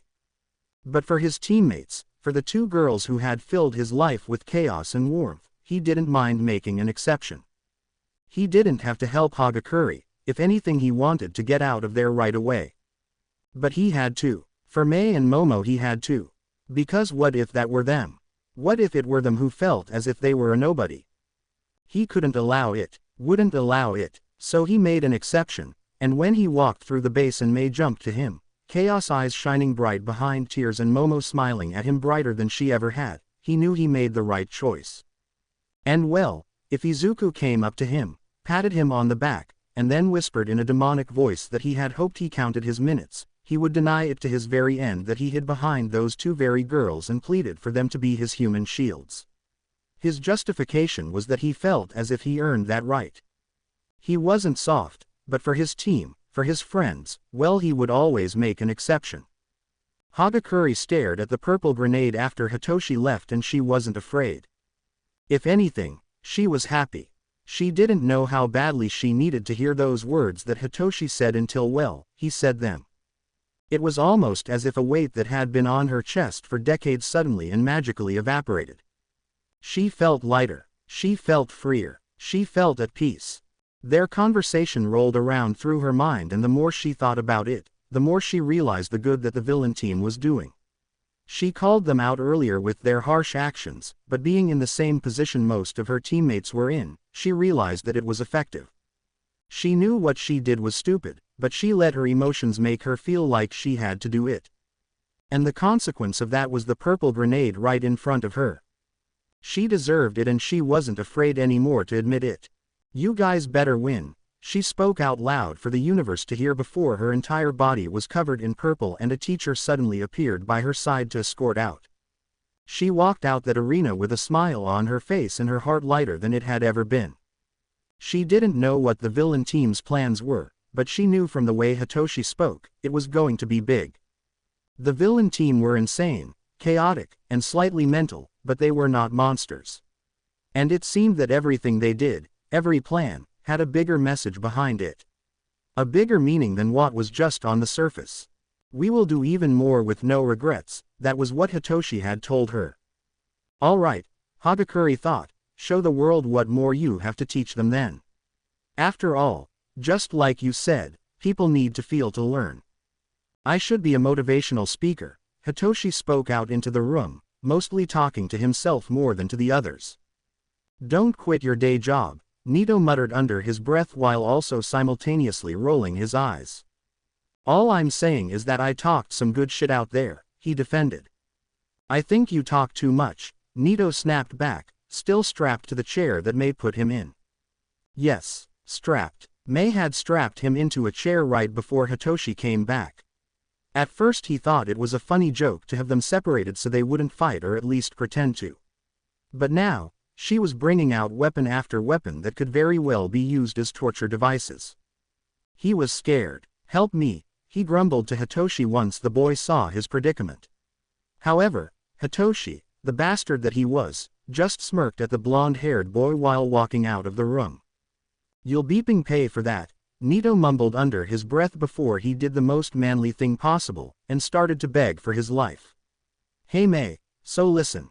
This has been great, truly wonderful, spectacular even, but Izuku needs me for something and you know how he is, can't be late. So how about you get me out of these restraints and I go do that?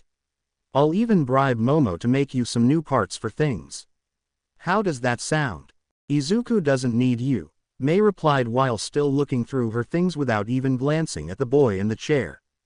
I'm going to die, Nito thought before taking a deep breath and once again doing the most manly thing possible, and screaming for his life. Izuku, you better get in here before she kills me.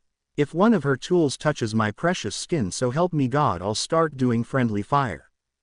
Just as he expected, Izuku ran into the room 2 seconds after he had stopped screaming.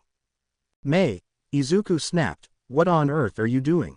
10 million, May cheered. I wanted to test out some stuff for our next plan and I needed a willing participant.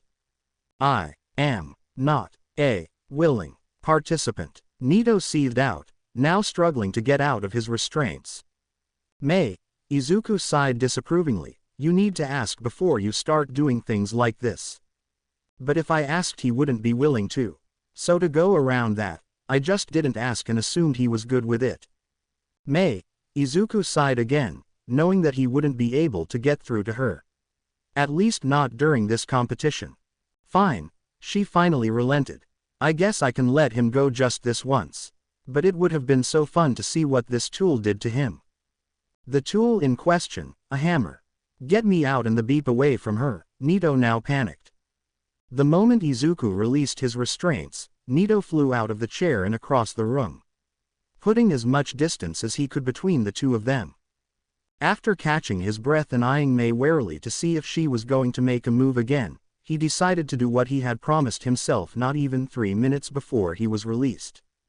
He steadily walked over to her torture table, picked up a crowbar, took a deep breath, and then screamed out into the room for the entire building to hear, Hitoshi, I'm beeping coming for you.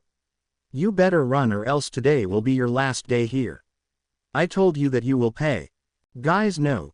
Izuku tried but he couldn't finish his statement since Nito had already run out the room. He heard a crash and a bang and then feet rapidly running to another room with a door slamming. He could hear Nito yelling that he just wanted to talk, and then he could hear Hitoshi responding with, leave me alone you crazy beeper. Those two will be the end of me, he thought before grabbing his mic. Momo, he sighed tiredly into his calm. I'll handle it, she responded back without another word. He heard 2 male voices screaming now and smiled vindictively. That's what they get, he once again thought. He stood in his spot and watched May bring out tool after tool that honestly, even scared him. May, he spoke, our next plan doesn't require this much stuff. If anything, one hammer will do. But Izuku, she whined, I need all these tools. How do we torture someone that's unbreakable? The answer is, we can't. We have to get through his defenses first before the real fun can begin. Okay, absolutely not, he was quick to state. The point of what we are doing is to get through his defenses so we can get him out quickly.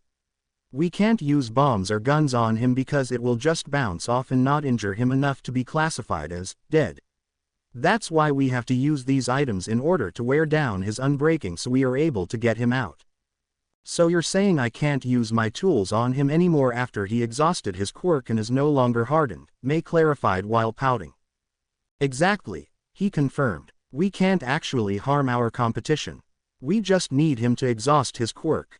And what better way to do that than strap him in this chair, use these tools that won't even cause a wince of pain in his quirked state, and then once he drops his quirk, we quickly use a knife or a gun to get him out. That doesn't sound like much fun, she mumbled under her breath. Her previous excitement now close to none. I know, he stated. But it's the only way to get him to a point where we can get him out. I guess, she once again sadly stated. How about this? Izuku announced, trying to bring back her previous excitement since he hated seeing her down. How about you go help Momo with the devices we need to capture him? Oh, she cheered, already forgetting what she was upset about. How are we going to capture him? I overheard you saying that he hasn't left the building. Oh well, that's easy, he supplied. We're going to smoke them out. Not with fire or anything but smoke bombs that cut off air for about a minute. It's not a lot to the point that someone will die or even pass out, but it's enough for their mind to register that they would need fresh air. If anything, that's all they would be able to focus on.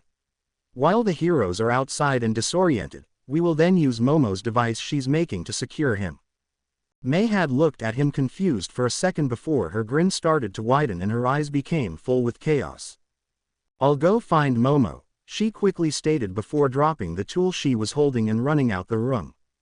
Izuku could only chuckle. He knew that his next plan would paint him in a bad light. He knew he might even be docked points for the trauma he was about to bestow on the boy he kinda actually liked. But it had to be done. He couldn't come up with any other plans than this to get him to release his quirk. Bullets bounced off him. He was protected by blasts due to his quirk. Everything he had in his arsenal for others wouldn't work for him. There was no other way.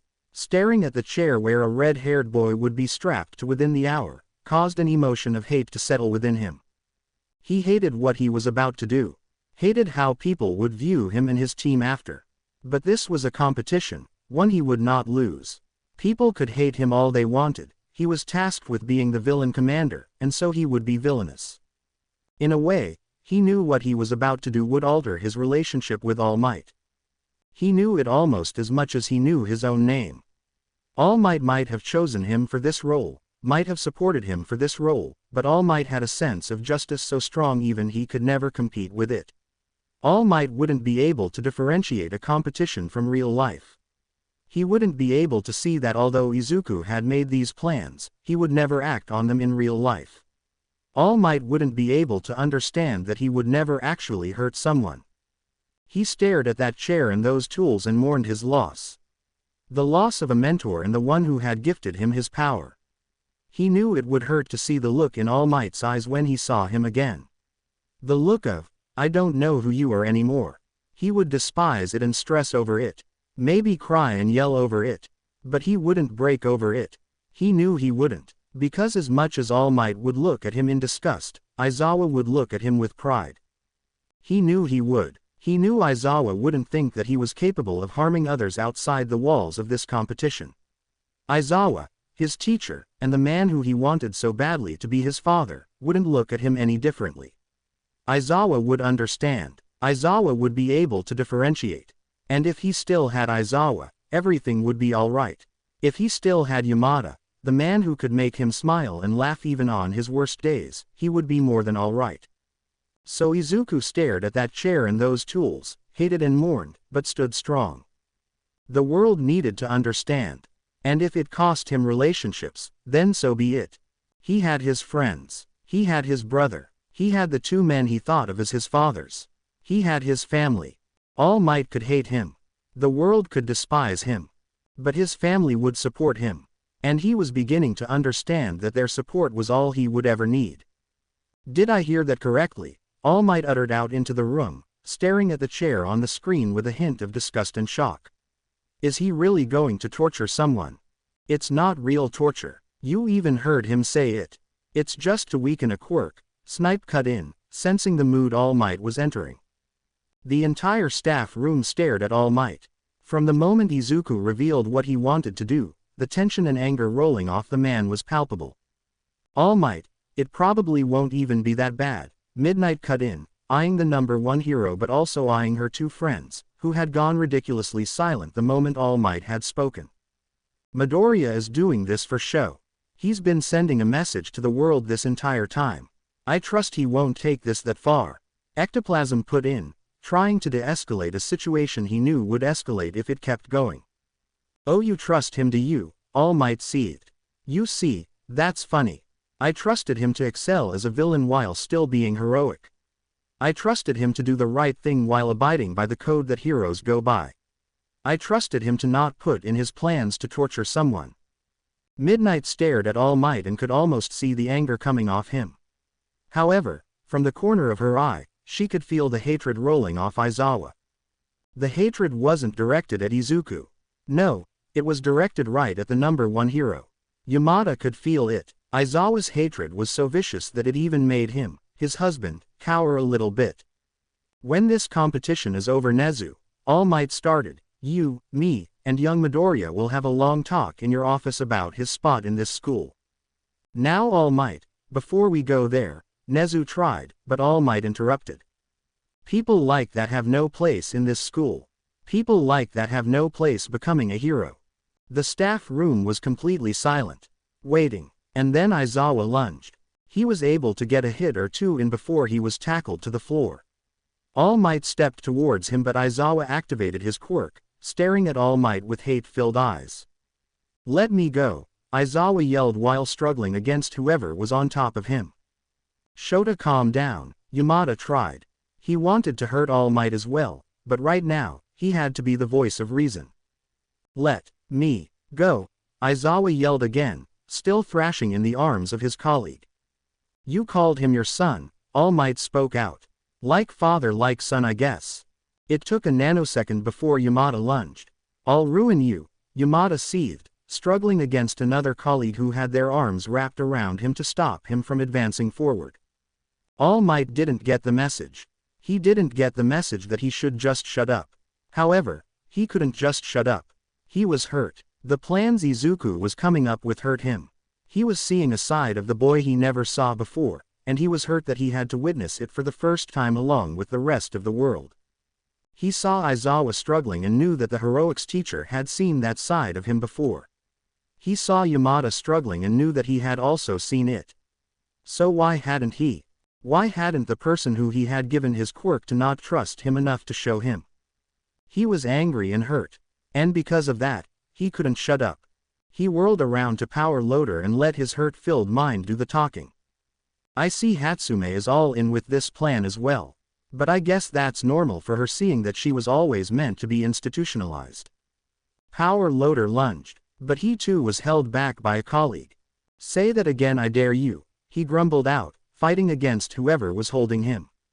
Everyone, that's enough, Nezu yelled. The room suddenly became dead silent and all three restrained teachers stopped fighting. Nezu never yelled. Never. I understand the hurt emotions in this room even though it took me a while to get there. Aizawa, Yamada, Maijima, please calm down. All Might, I think it's best that you leave until this competition is over. If you cannot act like an adult, then you are not allowed in this room any further. Me not acting like an adult. All Might's voice boomed through the room. I'm not the one who tried to attack another hero, tried to attack a colleague, all because they didn't like to hear what I had to say. No, Nezu stated calmly. You're the hero who for this entire competition kept provoking the teachers who have an emotional attachment to the students you were talking low of. I may not understand a lot about humans and their emotions, but I understand the need to protect what they deem as theirs. That is an emotion I understand very well. And those kids are who they think of as their own children. Although childish, I can justify their actions. Yours, however, I'm not so sure of. Absolutely ridiculous, All Might mumbled under his breath. Either remain silent the rest of the time or leave, Nezu responded. Aizawa, Yamada, and Power Loader glared at him with the force of 1,000 suns. I will stay, All Might mumbled into the room. He didn't particularly want to, but he thought he had to. He needed to know what other things the green-haired boy never told him. What he had hid from him. Then shut your beeping mouth, Aizawa seethed out, slowly getting up from the floor after he was released.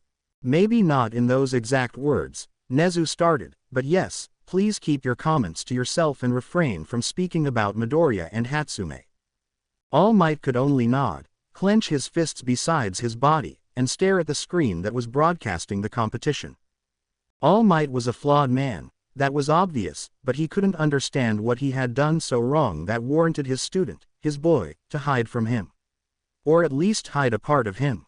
He couldn't for the life of him understand why he couldn't be trusted enough to be told or shown the truth. He would remain silent, he would watch, and then after he reeled in his emotions, he would talk to his boy after everything was over. He cared about that green-haired boy more than he did himself, and he needed him to understand that if he had just trusted him enough to show that side of him, he wouldn't have said the things he did. He needs Izuku to understand that if had told him the truth, he wouldn't be seeing him as he does now. He wouldn't be seeing him as a villain. He glanced to his side and saw that all three teachers were still glaring at him. Almost as if they were waiting for him to say something stupid so they could try and attack him. Again, he rubbed his sore jaw from where Aizawa had hit him previously and stared at the broadcast screen as if it were his lifeline. He wanted to talk to his boy. He needed to talk to him. He had to understand why Aizawa, who had only been his teacher for a short while, gained more trust and respect than him. Gained more trust than the person who had given him his quirk. He had to understand. If he didn't, well, he didn't know what his relationship would be with the boy. Because as of right now, from what he was seeing and from what was hidden from him, he wanted nothing to do with him anymore. Kirishima never saw it coming. 1 second he was leaning against the wall watching Bakugou once again scan over his map, and the next, smoke was filling the room. He knew something was thrown into the building, seeing as he heard the glass shatter from the window besides him. But although he knew he shouldn't panic, his brain didn't get the message. His mind kept chanting air, air, air, air repeatedly until that was all he could think about. He needed air. He needed to get outside. Removing himself from the wall, he grabbed Bakugou and started to move towards the front door. He could see his teammates covering their mouths with their hero costumes. He wasn't able to do the same, since he had no shirt to go with his costume, so holding his breath was the best and only solution. He was not even 30 feet away from the door when he heard Bakugou gasping for air. Panic filled his entire being, which caused him to haul Bakugou up, and use all the strength he had to throw him towards the door. The smoke around him wasn't normal. Bakugou was disoriented. He never was disoriented. He could see his other teammates slowly trickling out of the building, swaying side to side as if they too had no control over their body. Something was very, very wrong. Throwing Bakugou towards the door used up more energy than he would have ever thought. He couldn't walk anymore. The moment he saw Bakugou out of the building, he collapsed on the ground and started crawling towards the exit. He couldn't breathe. He needed air. He needed to get out. He heard something behind him but paid no attention to it. His mind was continuing the same chant over and over again, which was all he could think about. If he had paid attention, or at least turned around, he would have seen a portion of the floor lift up. The portion of the floor that had been covered by a rug from the moment the hero team entered the building. The same exact rug that prompted his teammates to rant about how nice it was for their teachers to try and spruce the place up. If he had turned around, he would have seen two figures emerge from the part of the floor that was lifted, both sporting gas masks. If he had only turned around, he would have seen exactly how the villains got in their base. But he didn't. He couldn't. His mind, affected by Momo's and Mei's concoction of chemicals, wouldn't allow him to. All he saw was the door and thinking air, before his vision became dark and he passed out. One of the members of the villain team slipped a mask on him to allow the air he thought he badly needed to flow through. The other member of the villain team strapped a device that made his body weightless and hauled him into their arms before turning around and walking back towards that hidden stairway below the lifted floor. Once the villains and Kirishima's heads were out of view, the remaining villain member closed the portion of the floor that was lifted, reassembled the rug to look as if nothing was astray, and then promptly escaped through the back door, taking the roofs to prevent being seen on the ground. After a minute of running across the rooftops, the villain member heard a rage-filled explosion that could have only come from one person and one person alone. Kirishima was gone and Bakugou was pissed. Don't worry, the villain thought, you'll see the show soon enough. As the villain member ran further and further away from the hero base, laughter bubbled out of their mouth and into the world. Being villainous had never felt so good. How? Was the question that every member in the staff room asked at the same exact time. How? How was it possible for the villains to have a secret stairway inside the hero's base? That's not possible, right? Power Loader asked, not understanding what had just happened. The smoke the villains used was a dark gray, but thanks to the cameras and their high resolution, it wasn't visible to anyone watching. Nezu, can you scroll back to the very first day when the villains were setting up? Aizawa asked, face devoid of emotion but still just as shocked as everyone else. Once Nezu scrolled all the way back to the first day on the film that was already recorded since it wasn't a part of the broadcast, he went frame by frame to see what exactly had occurred during that 1 hour. The teachers could see Hatsume setting up her workspace. They could see Izuku talking with Hitoshi while they both set up cameras all around the city. They could see Momo skim through all of her notes while making sure there was enough food so she had enough lipids. They even saw Nito helping out as well. As Nezu scrolled further into the video, the teachers saw Momo make the same rug that was in the hero base as well as the gas masks that were just worn. They were able to see how Izuku and Hitoshi stared at the building that was the hero's base after the cameras were set up across the street. They could even see Nito go around the back of the building and practice the same escape route they just saw the villain member take. They saw everything, except the villains going into the building. They never stepped foot inside the building before the heroes were there because then that would be grounds for disqualification. So how did they do it? Every single teacher thought. And suddenly, it clicked in Aizawa's mind. Holy beeping shit, he mumbled out, turning to Yamada with wide eyes as the other man just stared back at him, confused. You know how they did it? Vlad King asked. Tell us, Midnight demanded. Spill it, Snipe requested. Shota what? Yamada spoke. Nezu. Aizawa turned to the principal, eyes still wide. You have the first day already recorded, right? I do, Nezu responded. Whiskers twitching as if he were finally catching on as well. Can you scroll back to the very moment the hero team entered the arena? To the very moment the broadcast started and everyone remained still and then pause. As Nezu did what he asked, the teachers were staring at Aizawa with faces of disbelief. How could he possibly know how they did it? All right, here's the image, Nezu stated, looking at the paused screen and trying to find what Aizawa was looking for. As Aizawa skimmed the photo, his eyes finally found what he was searching for. Or at least who he was searching for. There, he pointed to the screen. Right there. Do you see who is standing by that land post? As the teachers saw where he was pointing, it was Vlad King that cut in. That's Juzo Honanuki. His quirk is softening. Yes, Aizawa stated, but do you see who is standing behind him? As every eye turned to the body behind the boy, every teacher suddenly straightened. Because standing directly behind the boy Vlad King just mentioned, was a tall purple-haired boy in a ball cap with his face turned to the ground. He used the hijacked broadcast to slip in and to slip out. Aizawa supplied. But that still doesn't explain how they built a staircase underneath the ground. Honanuki's quirk softens. It doesn't create like Semtos's. Midnight questioned. Nezu moved up the recording to where they could see Honanuki walk directly into the hero base, with Hitoshi and Momo directly behind him. Then they watched as Hitoshi quickly broke through the wood flooring, and revealed a small piece of cement. Honanuki then softened the small piece while Momo built some sort of tubing system that entered the softened cement. This tubing system was unique. The more it went into the cement, the more the cement shaped around it, forming a stairway as well as hallway. They watched how Hitoshi quickly glued together the ripped-out floorboards and attached something to the side of it. He then placed an electronic device right into the tunnel that Momo had just created. They watched as Hitoshi stood up and whispered something to Honanuki, who had just nodded. Momo and Honanuki then disappeared into the tunnel while Hitoshi pressed a button in his hand, and watched the device he just attached to the glued floorboards move up and down. He covered the spot with the rug Momo created and made his way out of the base and to the back, where a couple blocks over he saw Momo and Honanuki appear out of the ground. They left the exit of the tunnel wide open since it was deeply hidden in an alleyway. Momo nodded to Hitoshi while Hitoshi whispered something to Honanuki. All the teachers then witnessed how Hononuki walked away, went back towards the entrance where his entire team was still standing watching the broadcast, and stood right back into the position he was in previously.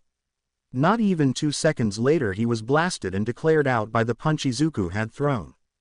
What the beep? Aizawa spoke out, head still spinning from what he had just witnessed. What the beep was that? Power Loader voiced in. Did they? Midnight started. Did we really just watch our first-year students do that? But isn't helping the other team against the rules? Vlad King asked, ignoring Midnight since he was still so confused on why his student would switch to the other side. Normally yes, Nezu answered. But in this case, no. You forget Khan, Shinso's quirk is brainwashing. That statement alone caused a ripple throughout the staff room. They had forgotten. In their moment of shock and amazement they had forgotten just how powerful the purple-haired boy's quirk really was. Beep me, Power Loader muttered, not even knowing how he should process what he had just witnessed. What those students did was completely within the rules. They knew where the hero base was because of the cameras they set up, but they could not do anything to it until the hero team entered the arena. Midoriya knew that and used it to his advantage. He had Hitoshi brainwash Hononuki when the broadcast started and then had Momo create a solid tunnel through whatever material she made. They most likely did a practice run during their week of preparation in order to use the best possible material to have the tunnel to hold and remain in shape. It truly is remarkable, Nezu cheered, extremely overjoyed about the events that had been taking place during the competition. Aizawa went to open his mouth, but a sound coming from the live broadcast cut him off. It was Kirishima who was currently struggling in the chair Nito had been strapped down to not even an hour earlier. Let's see how much more remarkable this can get, he mumbled. He knew his kid was smart but holy beep he didn't know he was that smart. His plans were crazy but they worked. Whatever Izuku wanted to happen during the competition always seemed to work. I see you kid, Aizawa thought, knowing that the villain team are doing what they have been doing in order to just be seen. I see you, he thought again, knowing that although what he would witness at this moment would be rough, he still would undeniably be proud of his boy. His boy who felt as if he had to take it into his own hands to get people to understand. I see you, he thought one last time, knowing that after everything was over, he would do everything in his power to make sure both of his kids were okay. He loved his class, wouldn't ever admit it out loud but he did. However, as much as he loved his class, he loved his kids more. He would make sure his kids were all right and then his class. After all, Hitoshi had told him what they did to his son before the competition had even started. Told him that Izuku had refused to report it since they needed to prove themselves. Since this was their only time to let loose. His class hurt his kid, and as much as he loved them, he loved his kids more. What goes around comes around. And as he watched Kirishima continuously struggle in that chair, he couldn't help but think karma had finally come for the one who befriended the boy who had hurt his kid. After all, karma isn't very nice to those who make others feel bad about themselves. And if he had to watch his son deliver that karma, he would watch with a smile on his face. No one had ever claimed that he was completely right of mind either. This is so unmanly, Kirishima raged from where he was restrained. Let me out of these. No can do bucko, Mei cheered from her place by Izuku's side. It was just them two. Hitoshi was tired from hauling the boy to their base and though he was weightless and Nito, well, he was tired from all the running across the rooftops he did.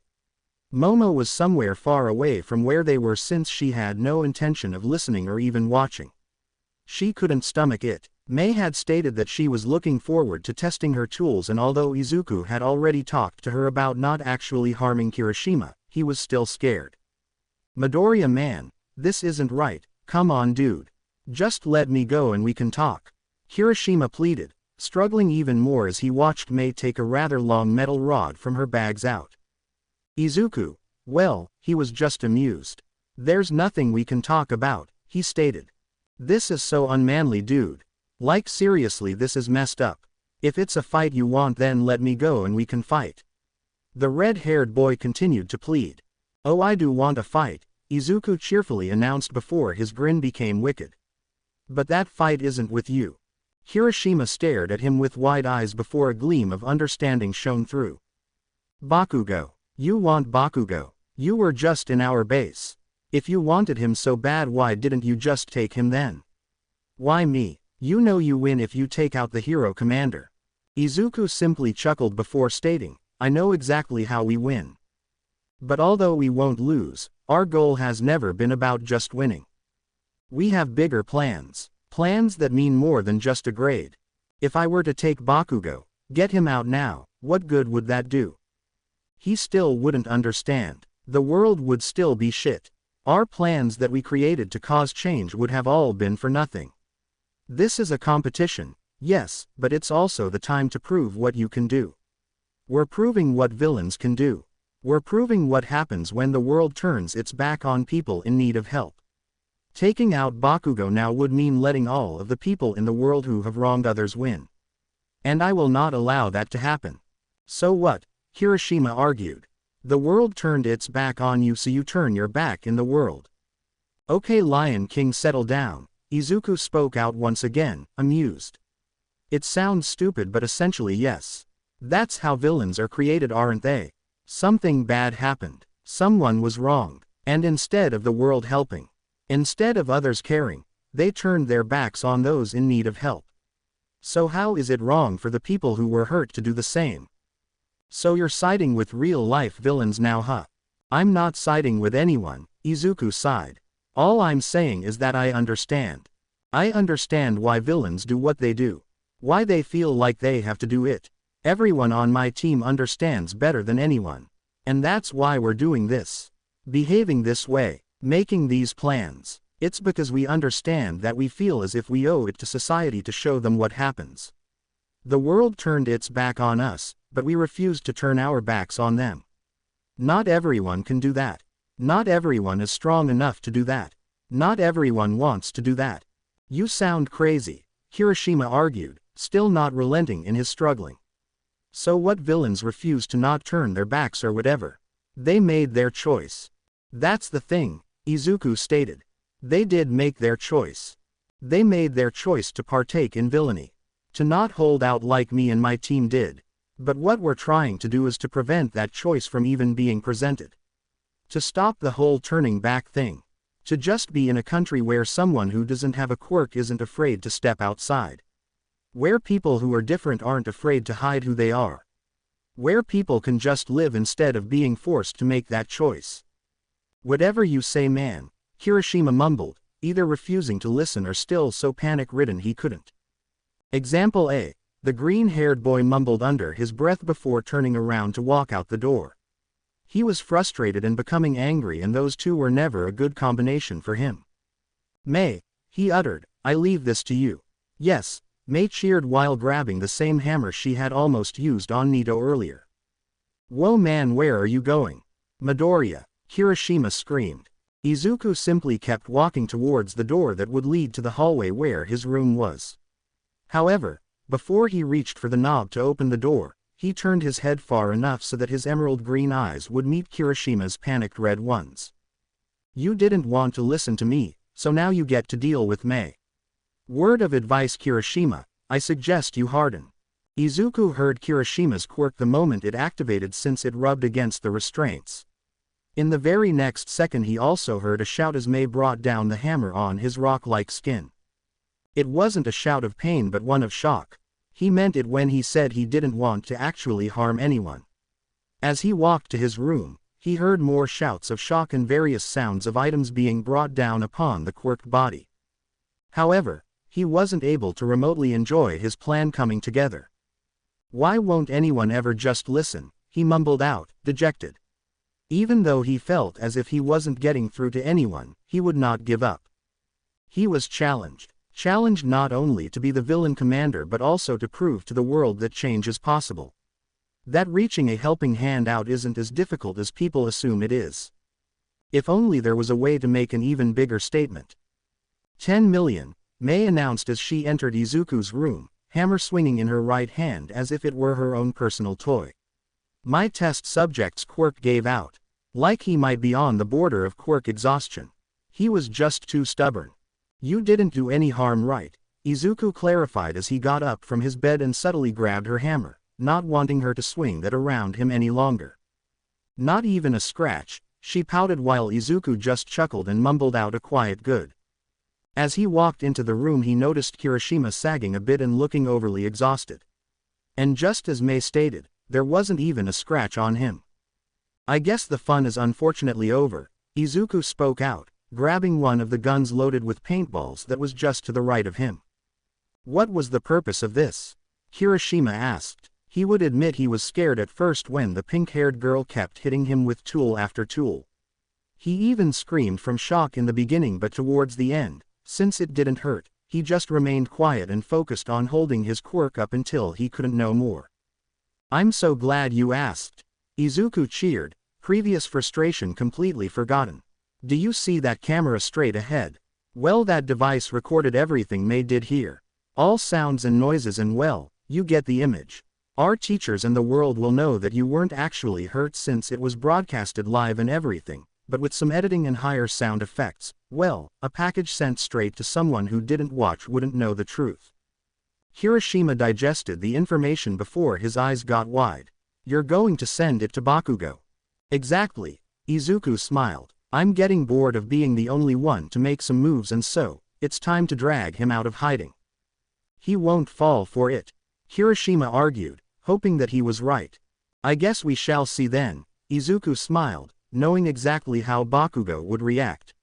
Everyone seemed to forget that although they were anything but close, they still grew up together. Izuku knew Bakugou like the back of his hand, and he knew exactly how to make him angry to the point it clouded his judgment. I'll do the honors of getting you out since you were stuck with Mei for what I believe must have felt like an eternity for you. How very kind of you, Kirishima snarked. I try. Izuku smiled before quickly shooting Kirishima in the vital spots and confirming the kill before removing his restraints. He grabbed Mei and dragged her out of the room because, well, Kirishima was yelling and he was already getting a headache. Izuku, Mei asked. Yeah, why didn't you grab Bakugou? I mean, I heard what you said, but wouldn't it be easier to get him out now and embarrass him that way?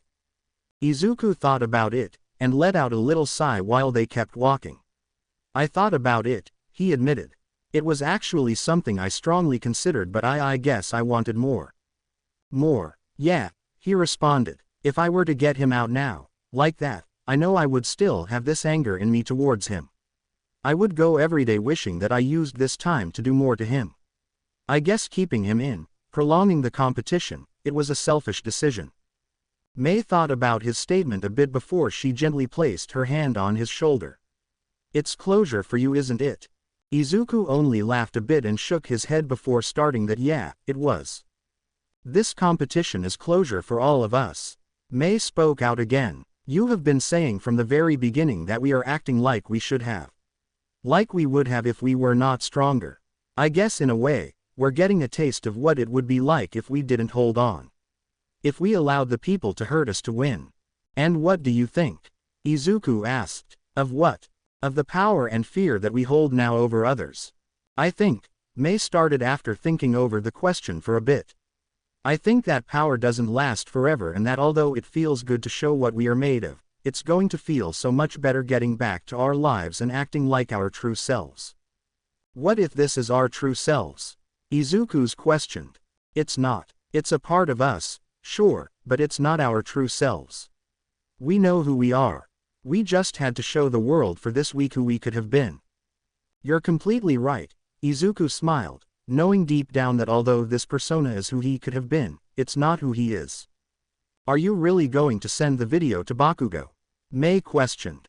Absolutely. He's been yelling for months about being the strongest and beating me, and yet, he sends his teammates out instead of doing the work himself. Plus a little prank video never hurt anyone. Mei could only cackle while Izuku shook his head again and laughed. It was time to draw Bakugou out.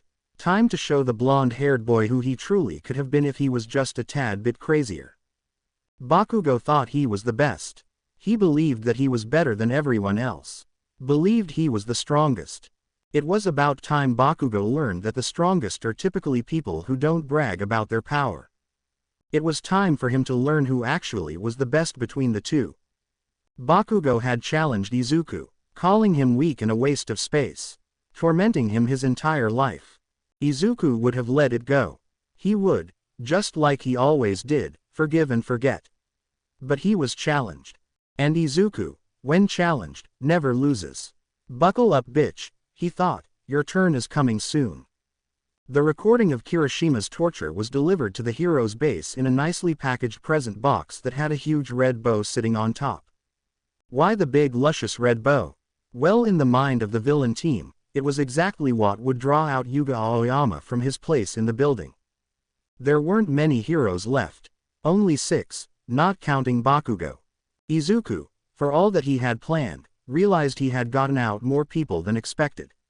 Especially seeing that it was only the afternoon of the 3rd day. He was able to see that 7 people walked off the street after the bombing.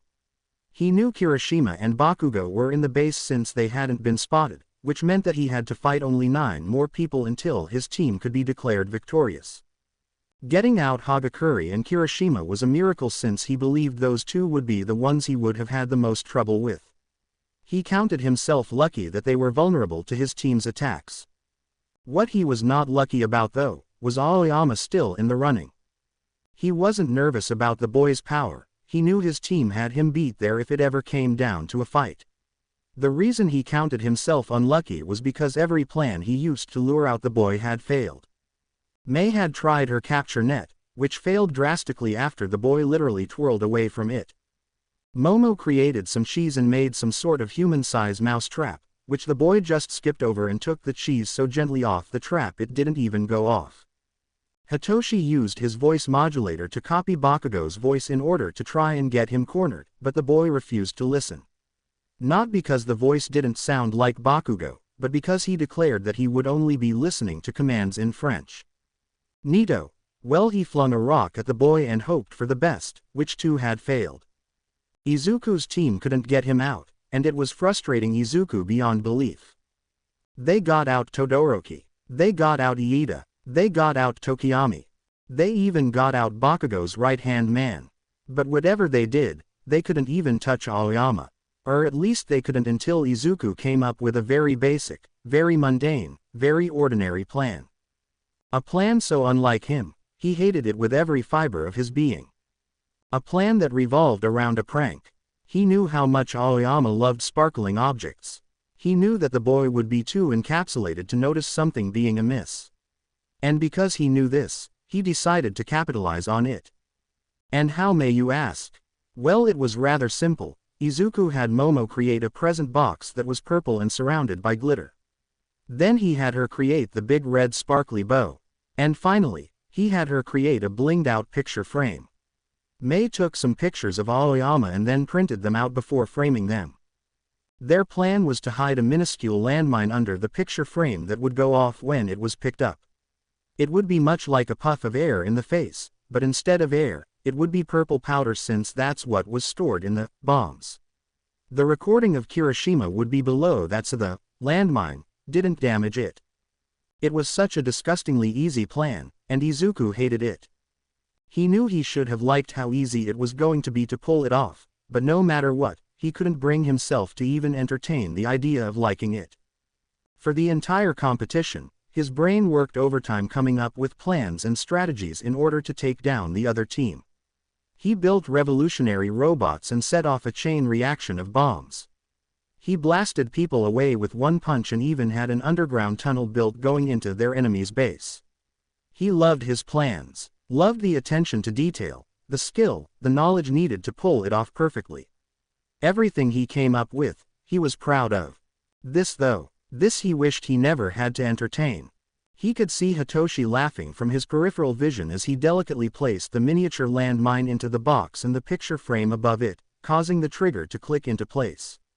He even caught Momo hiding her smirk behind her hand because he was that annoyed and everyone would know it. He loved his plans, but this one was going to make him hurl, and he said as much. Oh come on, Hitoshi had chucked, shaking his head as if Izuku wasn't going through a crisis. The plan is not that bad. It's giving me constipation. Izuku deadpanned, hating the way he had to rearrange the picture of Aoyama so it would be the first thing you saw when you opened the box. I think it's good you're giving your mind a much-needed rest from the incredible plans you've created thus far. Momo pitched in, trying to be supportive. Izuku only glared at her. Sorry, she chuckled, loving how annoyed her leader was. Ah, 10 million, it'll be okay, Mei added. I mean, the plan is boring, but at least we know this time it'll actually work. Izuku didn't even glance her way. I mean, the plan is beeping stupid, Nito spoke. Thank you, Izuku cheered as a response. But if it works, Nito commented right after his cheer. Izuku's team had never seen the green-haired boy deflate so fast before. I hate you all, he muttered beneath his breath before making the final touches and shoving the box into Hitoshi's hands. For me, you shouldn't have, Hitoshi snarked, knowing he now had to walk all the way to the hero's base to drop it off. It's nothing, Izuku once again muttered, storming out of the room and slamming the door behind him, ignoring the cackles of laughter that his teammates emitted in his wake. This plan would work, and he would hate every second of it. So there he was, sulking in his room and watching the broadcast which showed his plan sitting right square on the hero team's doorstep. Hitoshi had essentially ding-dong ditched after dropping it off, and when Aoyama opened the door, looked at the present, and his eyes lit up after he said, "From Wa," Izuku would forever deny the scream he let out into his pillow. His brilliant plans had all failed, and the one plan that involved a beeping purple box with a big ribbon was the one that was going to do the trick. Yeah, he was fuming. Did he mention how much he hated the plan? Because if he didn't, he beeping hated it. Don't you think the green bean is overreacting just a little bit? Midnight asked, watching the present that was currently in Aoyama's hands on one screen, and Izuku's teammates on the floor laughing on another. Unfortunately, I agree with you, Aizawa stated, staring at his kid and already coming up with plans to help him after the competition. I thought I would never see the day, Midnight replied, smiling once she noticed how her friend was staring at the screen, with nothing but love in his eyes. Most people wouldn't see it. If she were to say that emotion was there, she would be called crazy or even psychotic. But she had also known Shota Aizawa for a very, very long time. And so she could tell. The emotion was there, and she loved it. It's hard to admit, but yeah, he shouldn't be this upset after coming up with a plan that's not like the rest. I mean, this one is still extremely smart, but because he's been doing plans on a much larger scale, it probably doesn't feel as rewarding. He needs to understand that any plan, of any magnitude, is still incredible. Aizawa supplied. Hound dog, could you maybe write down some behavioral traits you are seeing and discuss those with Midoriya during the mandatory sessions after? Nezu stated. Of course, was the growling response. Yamada saddled up next to Aizawa and whispered very softly into his ear so only his husband could hear, "Don't worry, we'll take care of our babies soon." Aizawa could only nod. Yamada knew this was tough on his husband. Despite appearances, Aizawa cared very deeply for his students. And even deeper for those he loved. Watching his son struggle over something he shouldn't be struggling with, well, Yamada knew how much it had to hurt to not be able to help the kid or talk to him at that very moment. And when Yamada saw the love in Aizawa's eyes, he couldn't help the smile that took over his face. The emotion was in his husband's eyes, just like it was in his, and he loved it. Now if Izuku could only see it too. Ooh, what is this? Aoyama cheered out, absolutely adoring the purple box and red ribbon on top of it. A part of his brain knew to not open the box, knew to not take the chance. But the box was just so sparkly and pretty he had no other choice but to see. And when he opened it up and saw the bedazzled picture frame with him in the center of it, he had no other choice but to pick it up and view it. He couldn't just look in the box and at the picture frame without inspecting it. He wasn't a monster. And when he went to pick it up and heard Bakugou's yell of, "Wait," well, he just continued right on. He didn't answer to commands that weren't in French. The moment he picked it up, he heard a sound and then got a mouthful and eyeful of purple powder. He heard Bakugou cussing up a storm behind him, but he couldn't find it in himself to care. The bedazzled picture frame of him was just so utterly beautiful it took his breath away. Oi magnifique, he cheered as he clutched his frame to his chest and made his way out of the arena. He was out, and Bakugou was down a man, but Aoyama had a picture of himself and he loved it. Everything was going to be alright. You beeping idiot. Bakugou bellowed out into the room, pacing and raging. Maybe you should calm down, a member of his team said. Maybe you should shut the beep up, Bakugou sneered, still talking under his breath about the stupid beeping idiotic French boy that was on his team. The remaining team members just stared at him and then at each other. This definitely wasn't how they expected the competition to go. They knew Bakugou was a hardass, but that is also why they picked him. They thought he would actually be fighting in this competition instead of them being sitting ducks for every plan the other team came up with. One of the team members held a flash drive in their hands that had the recording of the torture on it. After Aoyama was directed out of the arena, they saw it laying on the floor by the box that he had opened. At first, they were going to ignore it. When they saw the two Bakugou from your favorite villains, well, they had half the mind to not give it to him. They didn't know how he would react, but they knew whatever was on that recording wouldn't be good. They didn't want to give it to them, but their team still had a one-person advantage on the other team. Maybe the video would light a fire under their commander's ass. So despite what their mind was telling them, they gave Bakugou the recording. This was in the box Aoyama opened, they muttered while putting it on the table. Bakugou was pacing by. There was no way they were going to just hand it to him. Bakugou saw how it was addressed and his face held even more rage than before. Everyone took a huge collective step back. Bakugou didn't say a word. He picked up the recording, put it in his laptop to play it, and then watched. He heard gasps from behind him after the video showed Kirishima tied to a chair. He heard the cries and sobs of his teammates who had to hear the screams and cries of pain coming from the video. He heard and saw it all, and he was so deathly calm, the rest of his teammates vacated the room the moment they noticed. Deku, he snarled with the most vicious tone. Even the teachers watching cringed a bit. I'm going to beeping kill you, he snarled again, before shutting off the recording, and exploding anything he could with his quirk.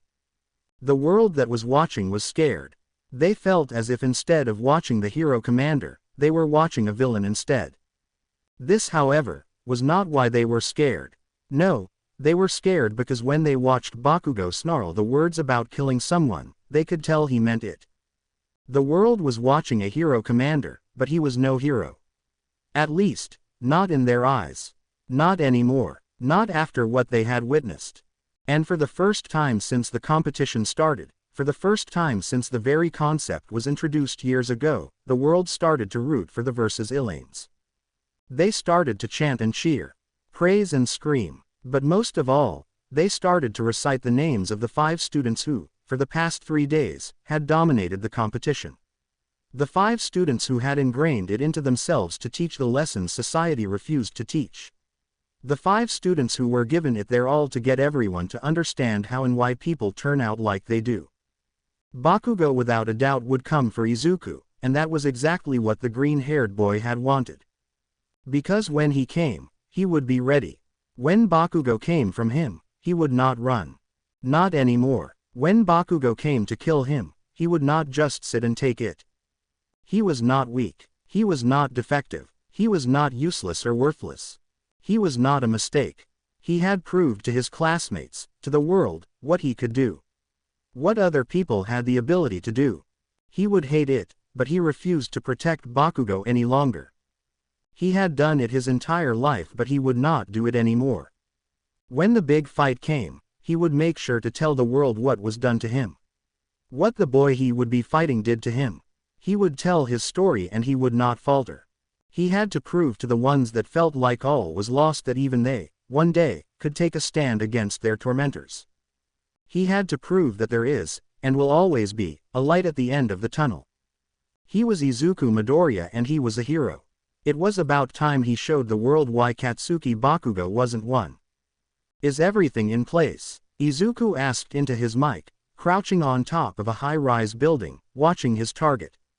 Almost, was what Hitoshi replied, background noises being picked up through his own mic. I'm all set. 10 million. Mei cheered over her own mic as well. Soon after, Momo and Nito both affirmed they were good too. And you guys know what to do? He asked everyone one last time. It was a resounding yes coming from his entire team. All right then, he spoke, I guess playtime is over. It's time to win this thing. The cheers coming over their direct line warmed his heart and put a smile on his face. The moment he had waited for had finally come. He finally had his chance to release years of pent-up hurt and rage. He finally could let that broken boy buried deep within himself free. As a smile crossed his face, he closed his eyes and looked up to the sky, wind blowing through his curls. He was Izuku Midoriya. He was born quirkless. He was declared useless. He was branded worthless. But yet, he was still here, fighting for the life he should have had. He was Izuku Midoriya and he would not give up. So taking one last deep breath, his attention turned back onto his target. The moment they reached where he had wanted them to, he immediately stood up and descaled the building, ultimately landing right in front of said target. If his target was spooked, they didn't show it. However, Izuku could see the anger, fury, and pure hatred raging in his target's ruby-red eyes. There on that street, similar to the one he had previously fought on months ago, stood a boy with explosions booming from his hands. A blonde-haired boy who stood toe-to-toe with a green-haired one. Ruby red clashed with emerald green. A snarl met a smile. And a bully stood in front of the one he bullied. Izuku Midoriya stared at the boy who had caused him nightmares, and buried any and all pity and empathy he once had for him. This wasn't going to be a fight of friends. This wasn't going to be a fight of rivals. This was going to be a fight to prove that even though some people are at a disadvantage, they are not useless, defective, or worthless. Izuku Midoriya stood in front of Katsuki Bakugou, and in the cheeriest voice with the biggest smile he could muster, he said two words that caused the blonde-haired boy to spring forward, arms blazing. Two words that caused the world to stare at their screens in pin-drop silence. Two words that caused the hero course classes and the teachers to be at the edge of their seats, almost as if they were watching a championship for a sports match. Two words that used to be Izuku Midoriya's favorite words. Hello Kachan. 3 hours earlier. So, what are we waiting for? Hitoshi asked, leaning back in the comfy chair that was in front of their monitors.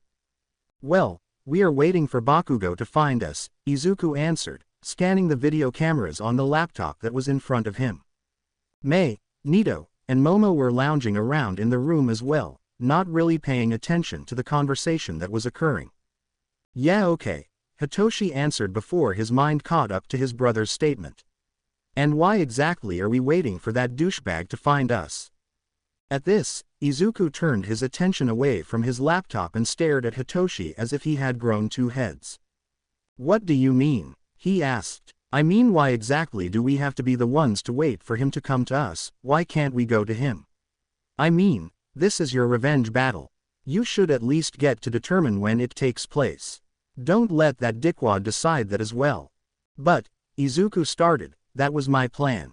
He was supposed to find us and then we could battle. I'm not worried about everyone else on his team, but it would still be nice to get them out first. If we go after him instead, this competition could end soon. I don't know about you or the others, but I'm kinda ready to go home, Hitoshi replied, leaning even further back in his chair. I do have to agree, Momo cut in, refusing to admit she was listening to their conversation. I think you should be the one to determine when the battle takes place. And I too am missing the tea my family imports in. Can't you just make the tea? Hitoshi asked, confused. I can, but it is not the same, she replied. Hitoshi could only give her a weird look. I am missing my babies back in my lab, Mei also added in. I am having a super ton of fun.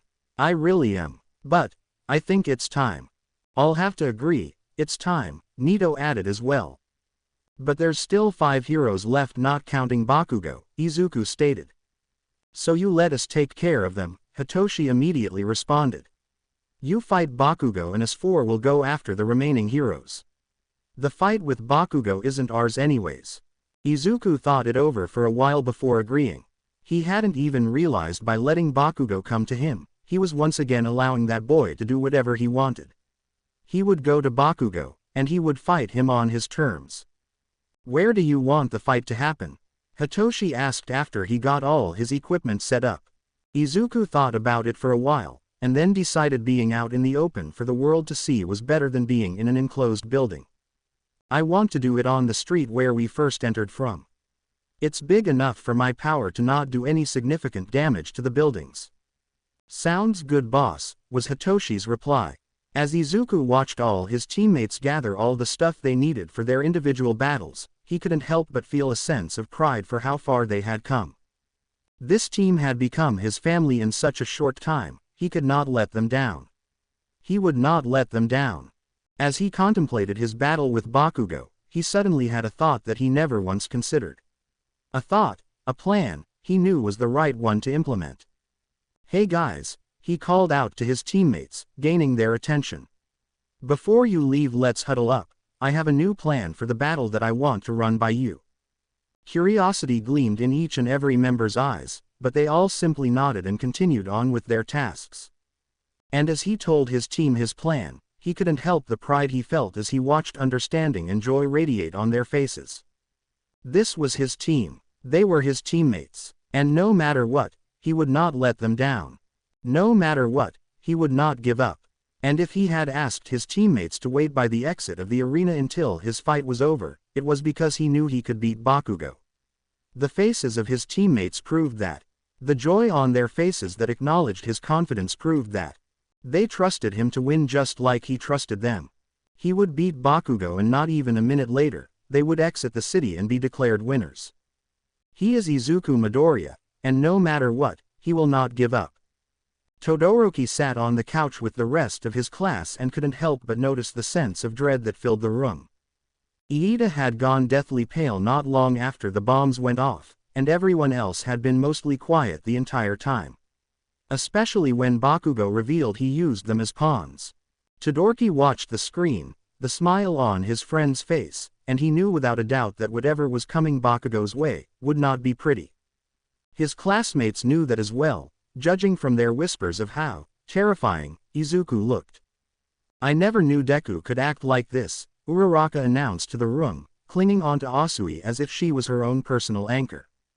Neither did I, Kirishima grumbled, still angry over the whole torture scenario. Todoroki wanted to step in and defend Izuku, but he didn't. Anything he said at that moment most likely wouldn't even be heard. Plus, it wasn't his story to tell as to why Izuku could even be this terrifying. However, he could tell, just by the look on his friend's face, that his classmates were about to find out the reason. So, he sat on that couch and watched the boy he loved get ready for the fight he knew would not be pretty. He watched him and hoped that some part of his friend, a part that was kept buried deep within him, would be healed from this encounter. Bakugou had been a bully for far too long, and it was about time someone put him in his place. This isn't going to be an easy watch, is it? Midnight asked into the room, noticing how every teacher had eager looks on their faces, almost as if they knew this time would come and had waited patiently for it. The only ones in the room that held an impassive face were Aizawa and Yamada. Midnight knew her friends were worried. Beyond worried at that. She knew they were probably preparing themselves for what they were about to witness. Preparing themselves to watch the boy they considered their kid, finally expose the horrors he most likely went through. She knew that Izuku hid behind a bright smile sometimes, but she never knew why. However, she knew she was about to find out. Kiddo, she whispered under her breath, leave it all out there. When you come back home, we'll catch you. Your family won't let you down. Midnight never had the opportunity to become a mom. She wanted to, but with her line of work, she couldn't bring herself to. So instead, she involved herself with Aizawa and Yamada's life and thrust her way into their child's as well. She cared for Hitoshi as if he were her own, because to her, he was. Aizawa and Yamada were her brothers. They were hers to protect. Hers to shower with attention when both of them got too deep into their job. And hers to watch over. And because of that, any child they adopted would automatically become hers as well. She protects Hitoshi as her family, because to her, he is. And since Aizawa and Yamada found themselves loving that adorable green bean of a kid, she will love him just the same. She will protect and be there for him, because to her, he was now her family too. So, after the competition, she will be there right alongside Aizawa and Yamada and catch Izuku with them if he feels as if he can't stop falling. She would be there for him, For all of them. Because if she weren't, who else would? And just like when Aizawa broke, when Yamada and Hitoshi broke, she would be there to pick up the pieces. She will always be there to pick them up. Give him hell, kiddo, she mumbled under her breath once more. Your family will be here to pick you up, no matter what. You're beeping dying today, Bakugou screamed as he let out blast and blast at Izuku. Izuku was dodging left and right, knowing that under no circumstances could he let the blasts hit him. Bakugou went in for a right hook and Izuku promptly grabbed his arm and flung him over, slamming the other boy on the ground. However, Bakugou was up once more, throwing everything he could at the boy. Izuku wasn't using his power to throw any punches. Not yet at least. He was using it to evade and make himself faster. It was already hard to see what attacks Bakugou would throw at him. He couldn't let his guard down. Bakugou threw a left hook, Izuku dodged right. Bakugou's right arm immediately came up with a blast, Izuku immediately ducked to avoid full impact. That was how the fight was going. Bakugou attacked, Izuku evaded. It wasn't time yet, he couldn't release his power. He couldn't reveal his suffering. It wasn't time. Not yet, not yet, not yet. With Izuku's internal monologue on waiting for the right time, he didn't see the kick coming straight to the face as he ducked under another one of Bakugou's explosions. The kick was so strong it propelled him a few feet backward, causing him to roll over and ultimately end with him face down on the pavement. Not yet, he recited. That's the best you got. Bakugou screamed out from the small distance separating the two. Izuku lifted himself up on 2 fists, but immediately became dizzy and collapsed back down. He just needed a second. 1 second and he was good to go. I should have known this fight would be over in a minute, Bakugou sneered, not moving from his position. You really were nothing but a quirkless, worthless Deku. Do everyone a favor and just drop out. Izuku made a move to stand up once more, but he once again collapsed back down. He needed a couple more seconds. What? Bakugou sneered out again. You thought you could beat me? Thought you could pull your stupid little beeping plans and still win? You were nothing in this world. Nothing but a defective nobody who shouldn't have ever been born. No wonder your mom and dad left you. No wonder you were alone. People like you don't deserve anyone. I am not alone, Izuku mumbled under his breath, and for the 3rd time, pushed himself up onto his fists. Bakugou shouted. What did you say? I am not alone, Izuku mumbled again, pushing himself up until he was on both knees. Speak louder, beeper. Let me hear what disgraceful things you have to say. I am not alone, Izuku mumbled once more, slowly standing and ignoring the dizziness that overcame his body. Wah! Bakugou started to shout but was cut off by Izuku. I said, he seethed out while his body suddenly became covered by green lighting. I am not alone. And suddenly, almost as if the gods above finally took notice of the boy who was once forgotten, a wish was granted. A wish that had been casted a long time ago by a small boy with green hair and green eyes. A wish that begged for someone, anyone, to not leave him behind. A wish that had finally been granted after so many years of being ignored. He wouldn't have ever missed it. He was still a little dizzy and he was just getting his concentration back, but he could never miss the chaotic smile that Mei wore when she fired her capture net. And if by chance he did imagine her being there, he couldn't have ever made up the laughter that became more boisterous after she had missed her target. Coming around a corner to his left, he saw Nito and Momo side by side, weapons on them but not drawn. And to his right, almost as if he were always meant to be there, Hitoshi emerged from the shadows. What? Izuku asked, still confused over what was happening. This wasn't the plan. It wasn't the plan. He didn't plan this. It wasn't his plan. Sorry for the interruption, Momo spoke out, still a ways away from the pair but cautiously watching. We know we agreed to wait, but as a group we decided that no matter what you told us, we would not leave you behind. We will not abandon you, Mei chimed in. This is your fight, man. I'm not getting involved. But if you need us, we're here. We will not let you go through this alone. Hitoshi added. You were right about what you just said right now, Nito spoke out. You are not alone. You won't ever be alone again. Izuku looked at all of them. all of his teammates, and for the first time in his entire life, he knew without a doubt he mattered. It is one thing to preach it, one thing to say over and over until you convince yourself it's the truth. But it's a whole other thing to actually feel it, to actually know and believe it. "We will not get in your way," they all said at the same time, almost as if they rehearsed it. "But we refuse to abandon you." If he wasn't in such a serious situation, he could get on his knees and cry. Cry and sob about how grateful he was to finally be a part of something. But he was in a serious situation, and because of that, all he gave them was a grateful nod. "How sweet," Bakugou grumbled out. "The helpless Deku needs his friends to come and help him." "Keep them out of your mouth," Izuku snarled back at Bakugou. "And I don't need their help to beat you. I can beat you all on my own." "Oh yeah," Bakugou snarked, crouching down in his battle position once more. "Let's see you try." Izuku got into position as well, plastering a cocky smile on his face before stating, "I thought you'd never ask." Now, he thought to himself. Now, the time is now. It was time for Bakugou to finally realize who exactly Izuku Midoriya was.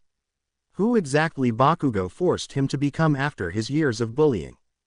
Izuku stated on the first day of the competition that if the world wanted to create a villain, then they would get to experience their creation. And as green lighting surrounded Izuku as he put 40% into a punch that was aimed directly for Bakugou's stomach, well, it was now time for Bakugou to experience his creation. Izuku unleashed his power. Everything inside of him, everything he had, he let it run wild. He let the broken boy inside finally go free. Bakugou ducked under one of his fists, but Izuku, more agile than the other boy because of his height, flipped his body over and kicked the side of Bakugou's body.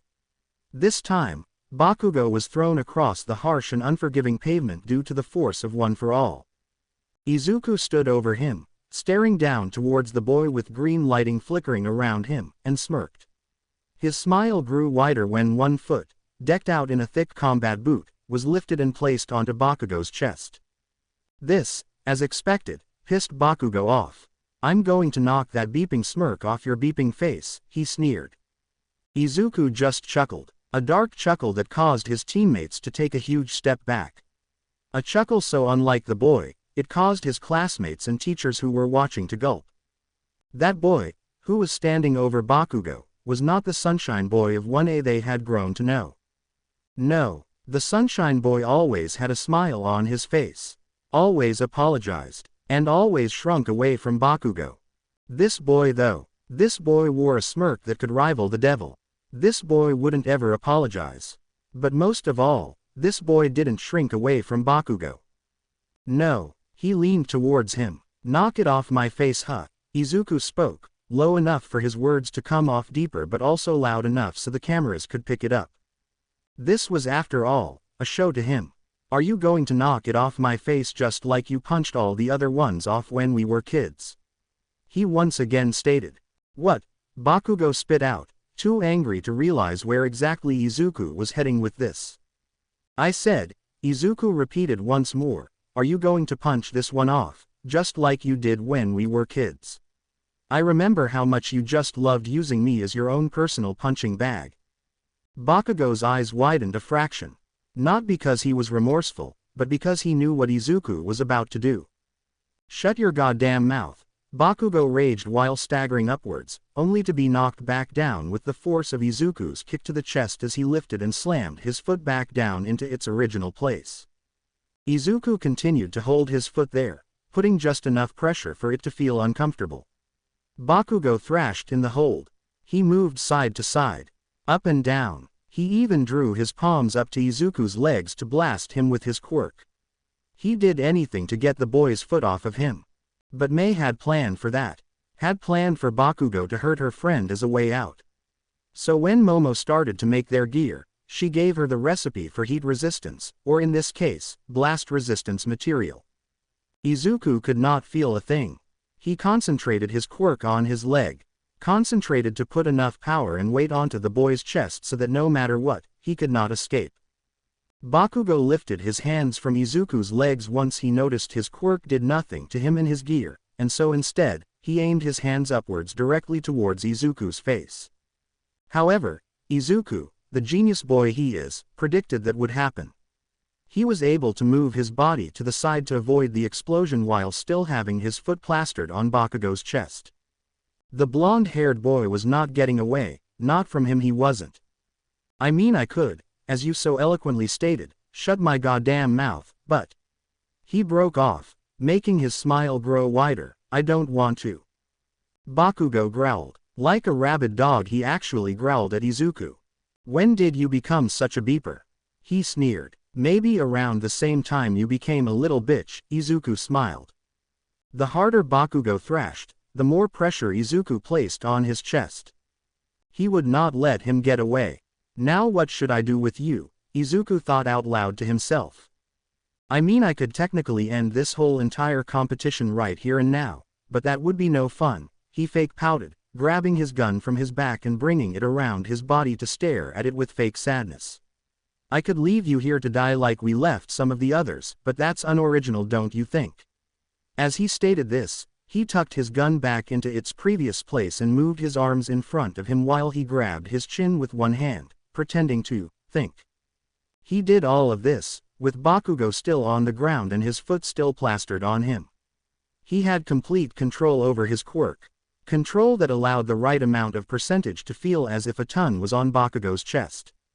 Oh I know, he cheered, moving both hands into the air. I think I will tell you a story. Yes I want a story, Mei cheered from the sidelines. Give it to us boss man, Hitoshi stated as well. I guess I have time to hear one, Nito announced. A story does sound rather delightful, Momo added in.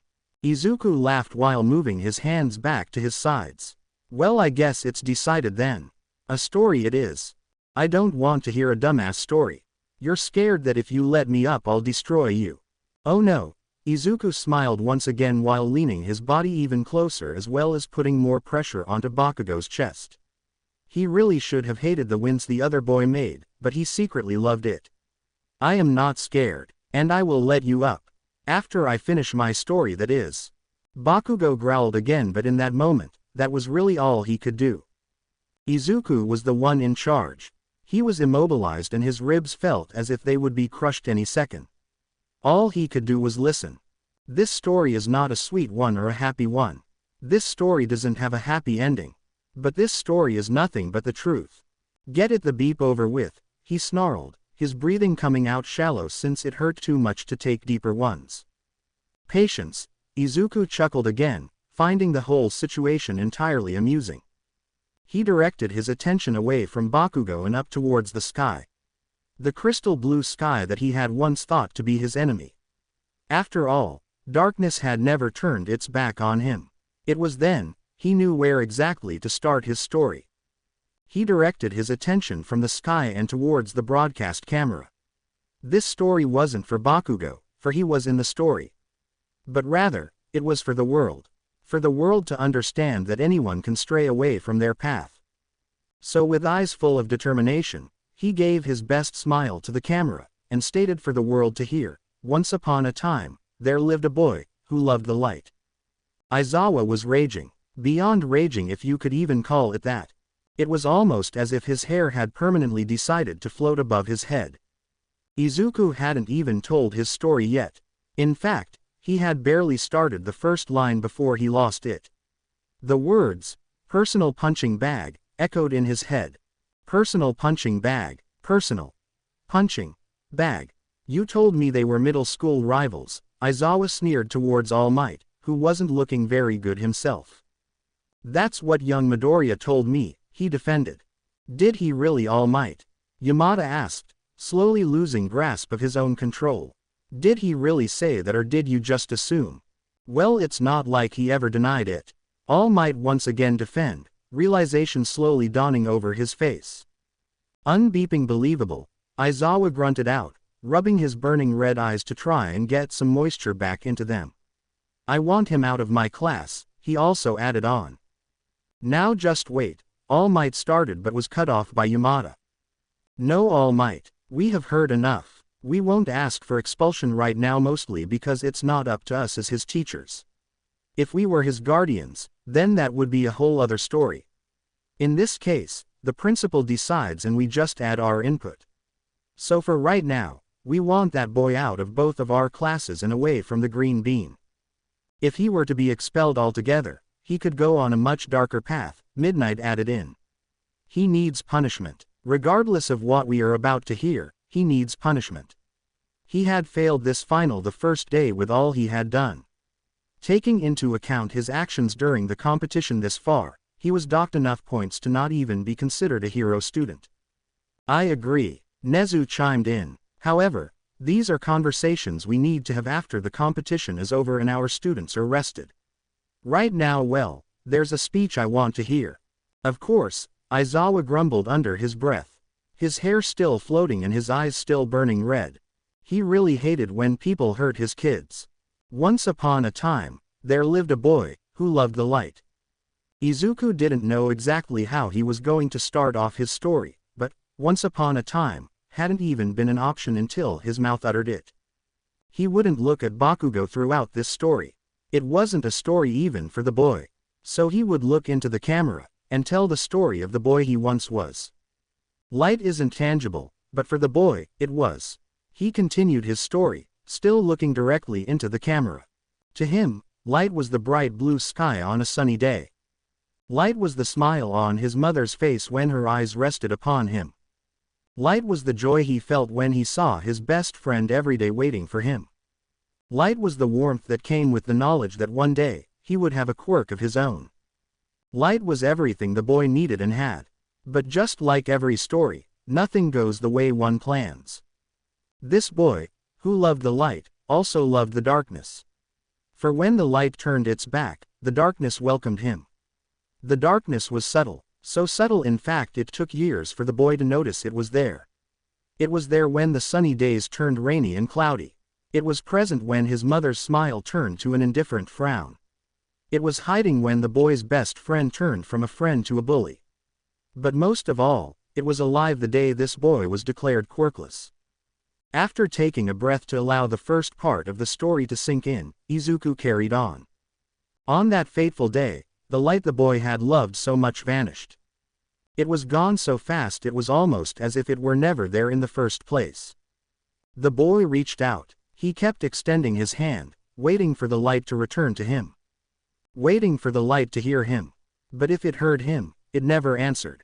Instead, darkness was there, taking the light's place. At first, the boy hated it. He hated the feeling that came with the darkness. Hated how it made him feel worthless and unlovable. Defective and unnatural. He hated it, but at the same time, he craved it. He wasn't feeling the light he once had, but he was at least feeling something, and something was better than nothing. Even if it was darkness. This boy loved the light, but had the darkness. And after a while, he no longer missed the light. For how could he ever miss something he never truly had? This time, he turned his head and stared directly at Bakugou. He told himself he wouldn't look toward him, but he decided he needed him to say what he couldn't. He knew what needed to come out. What needed to be said. But he couldn't be the one to say it. No one would believe him if he did. So he continued with his story, hoping that Bakugou would slip up and give him the gift of spilling the truth for him.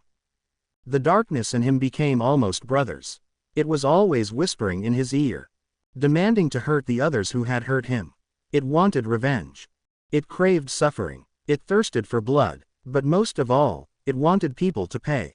With every punch the bully delivered upon the boy's body, the more the darkness brewed. With every insult and death note, the darkness started to take over. And when faced with suicide baiting, the darkness took control. It led the boy to a roof. One that had been hand-picked out for years because of its easy roof access. The darkness led the boy all the way to the edge, so that when the boy looked down, even more darkness stared back up at him. The boy should have been scared. He should have fled or even backed down. But instead, he smiled, and took one last step forward to be with his darkness for eternity. It was at that moment, that a speckle of light broke through. It wasn't a big amount. It wasn't even large enough to make him want to reconsider, but it was enough to get him to remember. To remember the words he chanted in his head every day whenever the darkness scared him too much. The words of, "I will not back down." The light was gone, but his fight wasn't, and so, despite the darkness calling out to him, he stepped backward instead of forward because he promised himself, he promised the light, he would not back down. He stared at Bakugou and Bakugou stared back at him. It was time. "You were that boy's bully," he started. "You showed him the true side of darkness, what it was capable of. You proved to him how cruel people can be. But most of all, you spoke as if someone losing their life was an inconvenience. The boy hated the darkness because you took away his light. You were his bully, my bully, and you took away the light." "I did no such beeping thing," Bakugou raged under his foot. Hated how the cameras narrowed in on his face, exposing him to the world. "If you want a quick so badly, why don't you take a swan dive off a roof and pray for one in your next life? That was what you said to me." "No, it wasn't," Bakugou denied angrily. But his face showed everything, even if he didn't want it to. "You put spider lilies on my desk." "I did not." "You took away my light." "No, I didn't." "Why did you take my light?" Izuku asked instead of stated. "I didn't take it," Bakugou continued denying. "The world was watching, they couldn't know." "Why did you take my light?" Izuku asked louder. "I didn't take it," Bakugou repeated. "Why did you take it?" His voice got even louder once more. "I didn't take it," Bakugou snapped. "Why did you take my light?" Izuku yelled, pressing his foot down harder, which caused Bakugou pain over discomfort. "Why did you tell me to take a swan dive off a roof?" "Because you didn't deserve it and the world would have been a better place without you," Bakugou yelled back. His anger issues refusing for him to see his problems. Bakugou's eyes widened and Izuku's eyes sharpened. Bakugou grimaced and Izuku grinned. Hook, line, sinker. To be continued. I hope you enjoyed this story. Also remember to subscribe and like this video. See you in the next video.